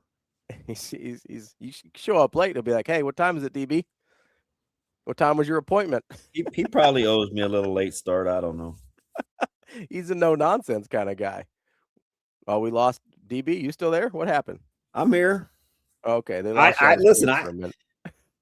You think I'm controlling that? No, I don't think it's you. I don't know what's going on. Probably Shane again. Hopefully, he doesn't end our show early again this week. Yeah, absolutely. Shout out to Coach Heeser, one of the all-time good guys for this last regular season game. Yeah, I wasn't sure. They are on a heater. That's going to be a good one. I wasn't sure if that was going to get out or not. I know there was some rumblings. I didn't know if that was going to make the public sphere. Apparently, Brent has broke it for us. Brent out here just breaking news. Listen, as long as it's not me spilling the secret like you on bracket coverage, then I think we're cool. Yeah, he said bracket. I mean, it's no big deal. It's like a lot of people run bracket. I just wasn't sure. I just wasn't sure if he said what he wanted to actually run. That's all. No, he did talk about doing some bracket coverage or something similar to bracket coverage. So Austin, I think, found a way to try and get those two photos up at the same time. He said he's talented. It's bad. It's okay. It's not perfect, but it's okay. We can see it. That's all we need. Right? See how the front is still the same? Yep. But you've gone from 2 high to 1 high. So let me ask you this. On the front, in a 4.25 like this, does it ever change? Yeah, you can change it. You can slide it a little. You can get in like an over and under front. So, if you wanted to be in an over front, your nose would go to the weak side and the 3 technique would be to the strong side. You're just flip-flop the 1 and the 3 to the strength. Okay. But for the most part, it's very similar. Like you won't see a lot of you won't see like 2-2. You can. There's some variations, but again, with only 2 linebackers primarily on the second level without the next guy getting into the box to make 7, your fits, you have to be very fit conscious. So here's the thing I wanted to ask when you were talking earlier with Tim, but I didn't want to interrupt you guys because I thought it was a really good conversation. You talked about less reading and more just being able to do your job. I know we talked about that a lot with the second level. Is that true of the line as well, that they're not reading as much either? Yeah, it's head down, get flat. You don't. Now your open side end. I'll see if I'll send one to the guys and see if they can get this up in terms of how you can get it. Go ahead. Sorry, here's the reason I asked is because last year I didn't really hear anybody talking about what the defensive linemen were having to read in the defense because we were always talking about the second and third levels missing their run fits, not being able to read off of what they were doing. And we also got really rightfully kind of upset about them not being able to establish the line of scrimmage and things like that. But I also thought a couple times, hey, is it just that they don't know what, like they're not confident in what they're supposed to be doing? And that would lead in my mind, at least, lends itself into they were having to read too much. Is that kind of what you're getting at here? Yeah, I just think, you don't always have 2-way goes. I'm trying to get a decent picture without reflection for you just to kind of. Sure. I have to kind of get myself out of there. I don't know, man. It's just, it's not great. Okay. But I'm going to do the best that I can on the fly. Listen, we're all out here just trying to make it. No. And I mean, this is one of the joys that I think we can get from the studio too, where it's not as, you're going to totally see my reflection in this picture where it's not as cut and dry, but you see, you can I just sent the guys one that I think they can work with, where I can work with you in terms of gap responsibility. It's kind of a base alignment out of a 1, a 3, just the basic techniques. I'll see how quickly they can get this bad boy up. We're really stretching them this morning, aren't we? No, I mean, they're we're doing not a good in job. studio. Everybody's kind of doing this remote thing. Shane doesn't have a microphone, and I'm like sending pictures on the fly and talking through words. Is that pretty talented? Yeah, they're doing a heck of a job. We definitely appreciate them, and I this can't will be believe Austin easier. split those pictures. I know. Well, and he's pulling double duty this weekend too. He was at state wrestling all the last. Well, remember couple what days. he told us yesterday when we were taking a long time. He was like, some of us have. There we go. He's like, we all right. So you see that, Ravi? Yep. So we lost it. Yep, so let's leave it up for a you can put any one of those guys on the move. Let's say you want that 3 technique that's over the guard, the DT. Let's say you want him to be an A gap guy. Okay. Well, then your second level backer has to fit in his gap. Okay. Right? Or whichever way you want the end that's playing in that 6-eye, that DE, with the 2-way go, you can declare, but your next guy on the second level has to fit off of that. So like he doesn't have to be in a 2-way go. He can just be. Yeah, you can put him. But the reason you probably don't move him inside, you put him in a 6 to begin with, is because you're hoping that nose is being doubled by the guard center. So if the nose is working that way, the way that I have that white line drawn, you don't necessarily want to put your end on the move there. Because they'll both be in the same fit. Yeah. So you want that DE working vertical toward the outside of the tackle. Right? You want him working, you want him getting down, you want him getting up the field. You don't want him working to his right because you'd have 2 guys in the same fit. Okay, so maybe this is a dumb question, but I'm going to ask it anyway. So if the nose tackle is working, trying to get that double from the guard center, why not just put the D end in a 7 instead of a 6-eye? You can, but your second level has to know that too. Some will play with a 7. Right? But you lose a little bit of your pass rushing angle. Okay, because I would think from moving further outside, you'd get better pass rushing angle. Yeah, but then you bring it, you bring the tight end and play more. See, the tight end has to be cognizant of what's going on to the second level too. This front right here is why teams started running duo. Yes. Right? With your tight end and tackle. Double team and then down, guard double team and down. Then you double. Tight end, tackle, double, guard, center, double. You move to second level. You don't block the backside end and duo, and you let them get busy. So I was assuming on a pass rush, this is why I was asking about the 7 instead of the 6-eye. I was assuming on a pass rush, my tight end is releasing, but that's not always going to be the case. Yeah, not always the case. That's good. That's a good question. Listen, these are conversations we have in our coaches' meetings. Yeah. Like Coach Lamanji will say hey, why not just put him in a 6? Or can we put him in an 8? And, so we'll talk about things. And it's like, well, you can, but where's his fit? And then what changes on the second level? It's conversations you have to have all the time. How much of that has to do with the skill set of your defensive end? So that's a good question. I appreciate Austin, you throwing that graphic. I'm crediting the right person, right? This is Austin and not Rico, because I don't want Rico coming down on me about his carny athleticism. That was on me. I forgot Suave used to be like the Flash. Yeah, you forgot about Track Star. I know, man. I felt bad about that a couple weeks ago. What was your question again, L3? How much does it matter about the skill set of your defensive end if you want to do like a 6-eye versus a 7? It matters a ton, right? So like if I have Williams Winari, like I don't really want him playing in a 4. Right. You want him further in space, right? Yeah. I want him as an edge guy. I want him as a soft shoulder guy. I don't want him giving up. I don't want him only having a 1-way go from his pass rush. He's given up inside position. You have to rush the passer from the inside position. Like, I don't like Van Poppel. Like, let's say Van Poppel goes the DT. Mm-hmm. Yeah, let's say he's the DT here. I don't want him in like a 2. I don't want him like head up on the guard. Right? Because then you need more knockback.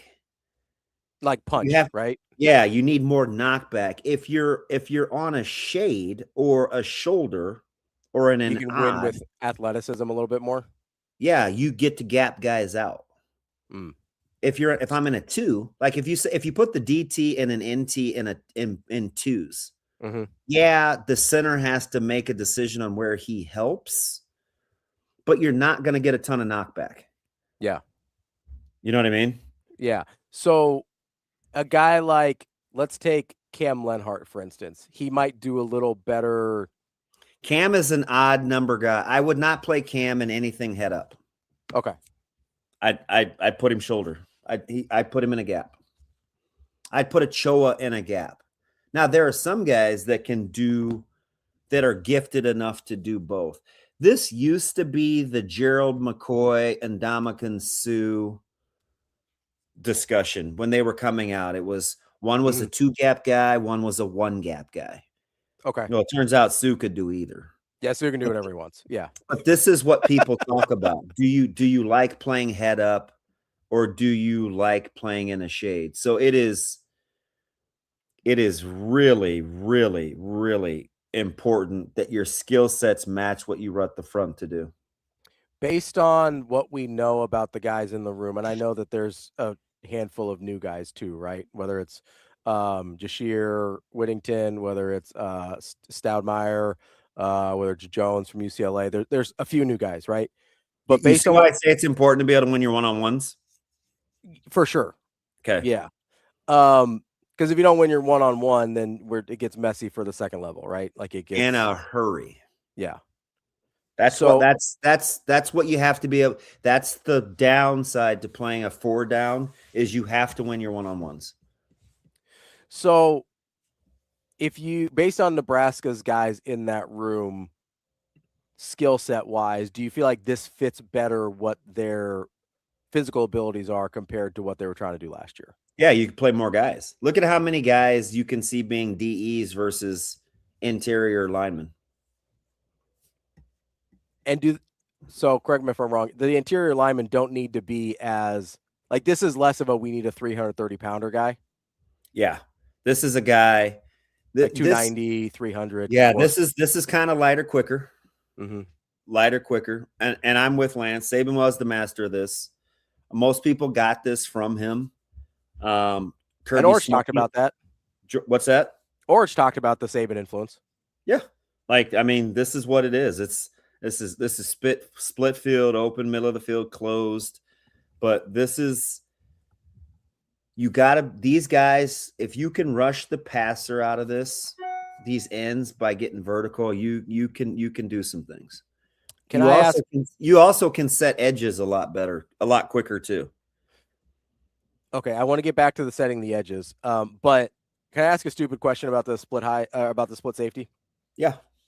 Is there guys, pull the split safety graphic back up if you could. This the base 425. That's the one high. Go 2 high. There you go. Is there a version of 2 high safeties that isn't considered split safeties? No, because that's what these two are by their alignment. Okay, so all 2 high safety is split safety. Pretty much split safeties, yeah. Okay, I just want to make sure I was. No, that's okay. I mean, that's a legit question. So I want to go back to setting the edge here for just a second, because I think that was something that we got very frustrated with last year out of this defense. It seemed like they weren't doing a very good job. We couldn't tell, are they trying to box? Are they trying to spill? When you're setting the edge, what does that lend itself to in terms of boxing or spilling? So if you're gonna set the edge, then you're probably gonna want to contain more. Box, right? Right. Okay. In theory, but you do have some nuances to the open or to the strength or not. Like sometimes if you're +1 to a side, you may do one thing or the other. It's not as predetermined. Like Nebraska will probably run a lot of split coverage too. And so with that, like those guys got to know, hey, I'm a D gap player. I'm a D gap player. That means if I'm a D gap guy, I have to own D gap. Yeah. Like if I ask Caleb right now, one of the things that he loves about this is as the post safety, as the boundary safety, he's a backside B gap run fitter. He knows that right now. Like when he wants to get down to the box with this front, it's clean for him. So he kind of likes this. But you know, in this front, you know, let's say the tackle, so to the backside, to the running backside, and they're running outside zone. That means tackle's going to try to reach the DN. Guard is going to step to his left. Center's going to work left. S&M, the second level guys, are working over the top, right? Okay. Even everybody's trying to work to their left and overtake from an offensive side. That nickel is going to have to probably take on that Y. The M is going to fit inside the nickel, but outside the DN. See the M? Yep. He's going to fit between the DE and the NI. The safety has to make all those guys right. So he has to get in where he fits in. So he's like, am I going to be an alley runner, which would be outside the nickel? Or am I going to be a crease guy, which would be inside the nickel? Okay. So that safety's got to know right away, hey, I'm alley or crease. Am I going to be an alley or crease guy? So if I'm setting the edge, the end knows, the DE knows I cannot get reached by that tackle. That tackle cannot get outside of me. The Mike then knows I fit inside the DE. Does that make sense? Wait, okay. So look at the screen. I feel like you switched it there on me. I thought the mic was going between the DE and the listen to what I'm telling you. I'm saying about setting the edge quickly. Oh, gotcha. Okay. So if the DE knows he can't get reached, he's getting vertical right away. Think first long run against Penn State where Cam Lenhart got stretched. Yep. Right? Cam Lenhart kept working laterally towards the sideline. Yep. And it screwed up McGahee's fit because he thought he could shoot his shot, and it still got outside McGahee down the sideline. Okay. Yes. Or not McGahee, Cam Lenhart down the sideline. Then Donovan Jones, who was playing the corner, came inside the Z receiver, and it all got outside of the strong safety. Do you remember the run? Yes, because there was was first long run against Penn State. Well, and there was a little bit of gap discipline issue there, right? Because the running back sort of pressed inside and then bounced a little. Yeah. So I think it baited Donovan Jones into coming inside. Yeah. So that's the one we're talking about, right? Yeah. So if the DE sets the edge right away, I can't get reached. Mike can work more downhill than than working laterally. Okay. Gotcha. Then the nickel knows I'm going to take this number 2 receiver on and keep outside leverage. I'm not going to get pinned inside by this Y, even though he has a very advantageous position right now because the nickel is sitting inside the Y in this diagram. So he's got to get out. He's got to get outside. He's got to work out because he can work out because who's setting the edge? The D end. Who fits inside the nickel? The Mike. Who's the backside cutback guy? The backside cutback guy is going to be my strong safety there. The backside cutback guy. Yeah, is the second level Sam, S. is the Sam. Yes. Yeah. See how that works? Yeah. So let me ask you this. So this might be oversimplifying things, but this is real. What I'm doing is super simple. There's tons of variations. I'm giving you like the basis of it. So my thought process is, and the way we've sort of described it here, we're basically asking the safeties to do most of the reading, right? The DN knows he has to do this. The Mike linebacker knows he has to do this. The Sam knows where he's supposed to be. And the safety knows I've got to fit in such a way that makes those guys right. Yeah, but he's basically looking at like one of two options, right? Yeah. Like either inside But or if outside everybody's of the nickel. doing their job in front of them, then you don't Yeah. give the runner a two-way go. Right. The problem too often last year was backs had a two-way go. When right. they can And if get, everybody does their job in front of the safety, he is doing a read, but it won't end up being a two-way go if everybody does their job. Yeah. He can play. Yeah. He can work quicker. So here's my question, and this might be overly simple, but this is how my brain is Appreciate working you while we're guys. talking through this. It seems like the best scenario for a defense is to not have to make a read or a significant read until the third level. Is that fair? Because Yes. especially on run fits at least, because Yeah. it seemed like we were asking defensive linemen to read at the point of attack seems idiotic to me. Yeah, but that's what two gapping is, because you have to read pressure. You have to read the neck when you two gap. So I don't right? like two gapping, basically, is what we're finding out. But it has its listen, two gapping has it. If you two gap, okay, you probably don't give up as many vertical running seams right away. Okay. That's where we saw them get bleed for like 4, 5, 6 6-yard runs a lot, but they were keeping it under the explosive runs. Yeah. If you're two gapping and you give up an immediate vertical run seam, you probably get creased. Yeah. That's the home run balls that we saw against certain teams. That's what happens. You give a downhill runner a two-way go when you should be two gapping. Now, in this case, if you're gapping a team out, if there's a guy for a gap, and I'm going to try to +1 on the backside, then you want to spill more. You want to string it out so everybody can work downhill. Yeah. Does that make sense? Yes. Two gapping isn't bad. You just have to be able to do it. And you're probably not going to get a lot of knockbacks or a lot of tackles for losses.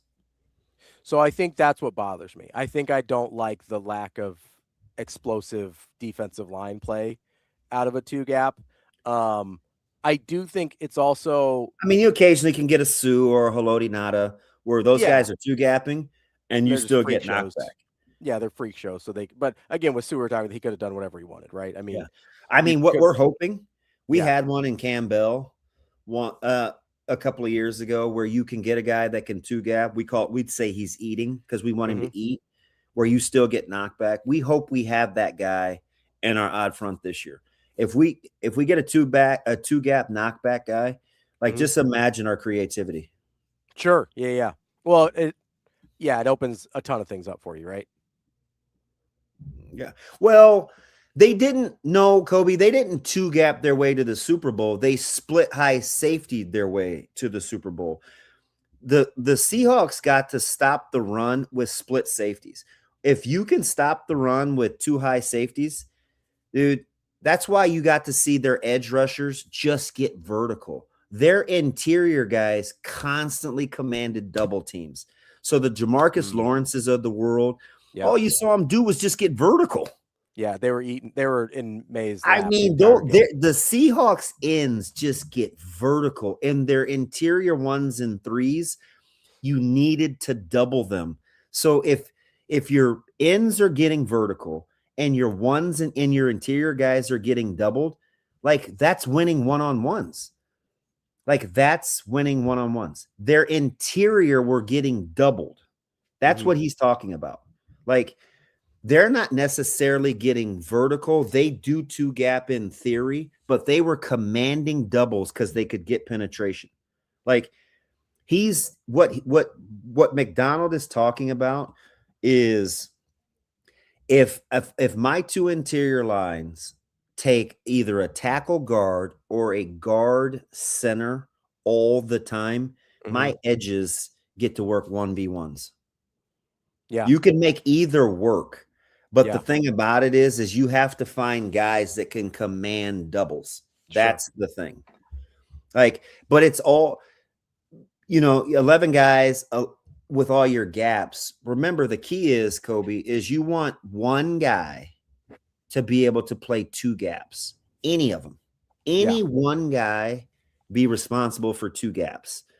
If you can have two guys be responsible for two gaps, you're always going to be +1, sometimes +2. His interiors constantly commanded doubles, so his edge guys were always getting single blocked. It was incredible. Like, he built that thing with guys. I mean, DeMarcus Lawrence, like, why did Will Campbell look so bad? Because their one guy was on one guy. Yeah. That like, just think of it that way. Just think of it that way. Campbell wasn't going to get any help because he couldn't. Because his offensive coordinator decided that he wanted to go spread with one back in the backfield and not using tight ends as inline guys. So it was just 1v1s. Yeah. Like, and if you're commanding double teams on the inside and you don't send help for Will Campbell, there is no option, right? Like, he's just won the whole time. Correct, Kobe. Byron Murphy is a two-gap eater. He is in absolute terror. Like, Byron Murphy's incredible. They need to like, when his contract's up in a few years, he, like, goodness. Yeah, need to go all rounders and pay that man his money. Oh yeah, he'll get paid now. He'll get. I mean, when the Ravens were good, really, really good. I mean, look at what Nada was doing. Yeah. You could put him in a 0, you could put him in a 1, and guards, center's either going to have to block back, guards got to come down. Like, you have to work that way. Like, it's tough. It is really tough. Yeah, that's super interesting. Really good stuff there. I think we're gonna need stuff like this to know what we're talking about when we talk about, like, the different fronts. He said, "Extend him now." Shoot, they might. What is this? This will be year 3 for Murph. He's going into year 3. Yeah, I think so. Yeah, I think that's right. He is definitely. I mean, just watch their interior line. Guard, center, guard could not handle their two interiors. Yeah. I mean, New England was constantly having to use 3 for 2. They just couldn't do it. Yeah. Which is why people are mad at the offensive game plan, because I think he basically thought if he spread Seattle out, they could play in space. I don't know. I think he had to probably bring more into the phone booth. He should have probably been in way more 12 personnel. Don't get it back. Not giving Will Campbell any help the entire game is probably going to age pretty poorly on Josh McDaniel, if I had to imagine. We'll get into that next week, because we didn't get into some of Holgerson's answers in the glowing review. How about the running back stuff? Yeah. Yeah, I thought that was super interesting, especially with the Ives part, where he's like, well, if it goes a different way, maybe we go get somebody. Yeah, there's a lot in there we didn't get to. For sure. We will get to Holgerson's stuff on Monday. We'll be in the new studio, and at some point, I don't know if it'll be here yet, but we'll have a whiteboard. We can do a bunch more of this stuff. I certainly should be able to have that going by the spring game, where I think we'll actually be able to get into some more specifics. So I'm excited about that. DB, stay warm out there. Good luck driving to the barber, and have a good weekend, bud. We'll talk to you later. Yeah, I got an hour and 40 minutes to get my mind right. All right, man. Well, that's DB. I'm Ravi Lulla. It's Hurrdat Sports Live. We will see you on Monday.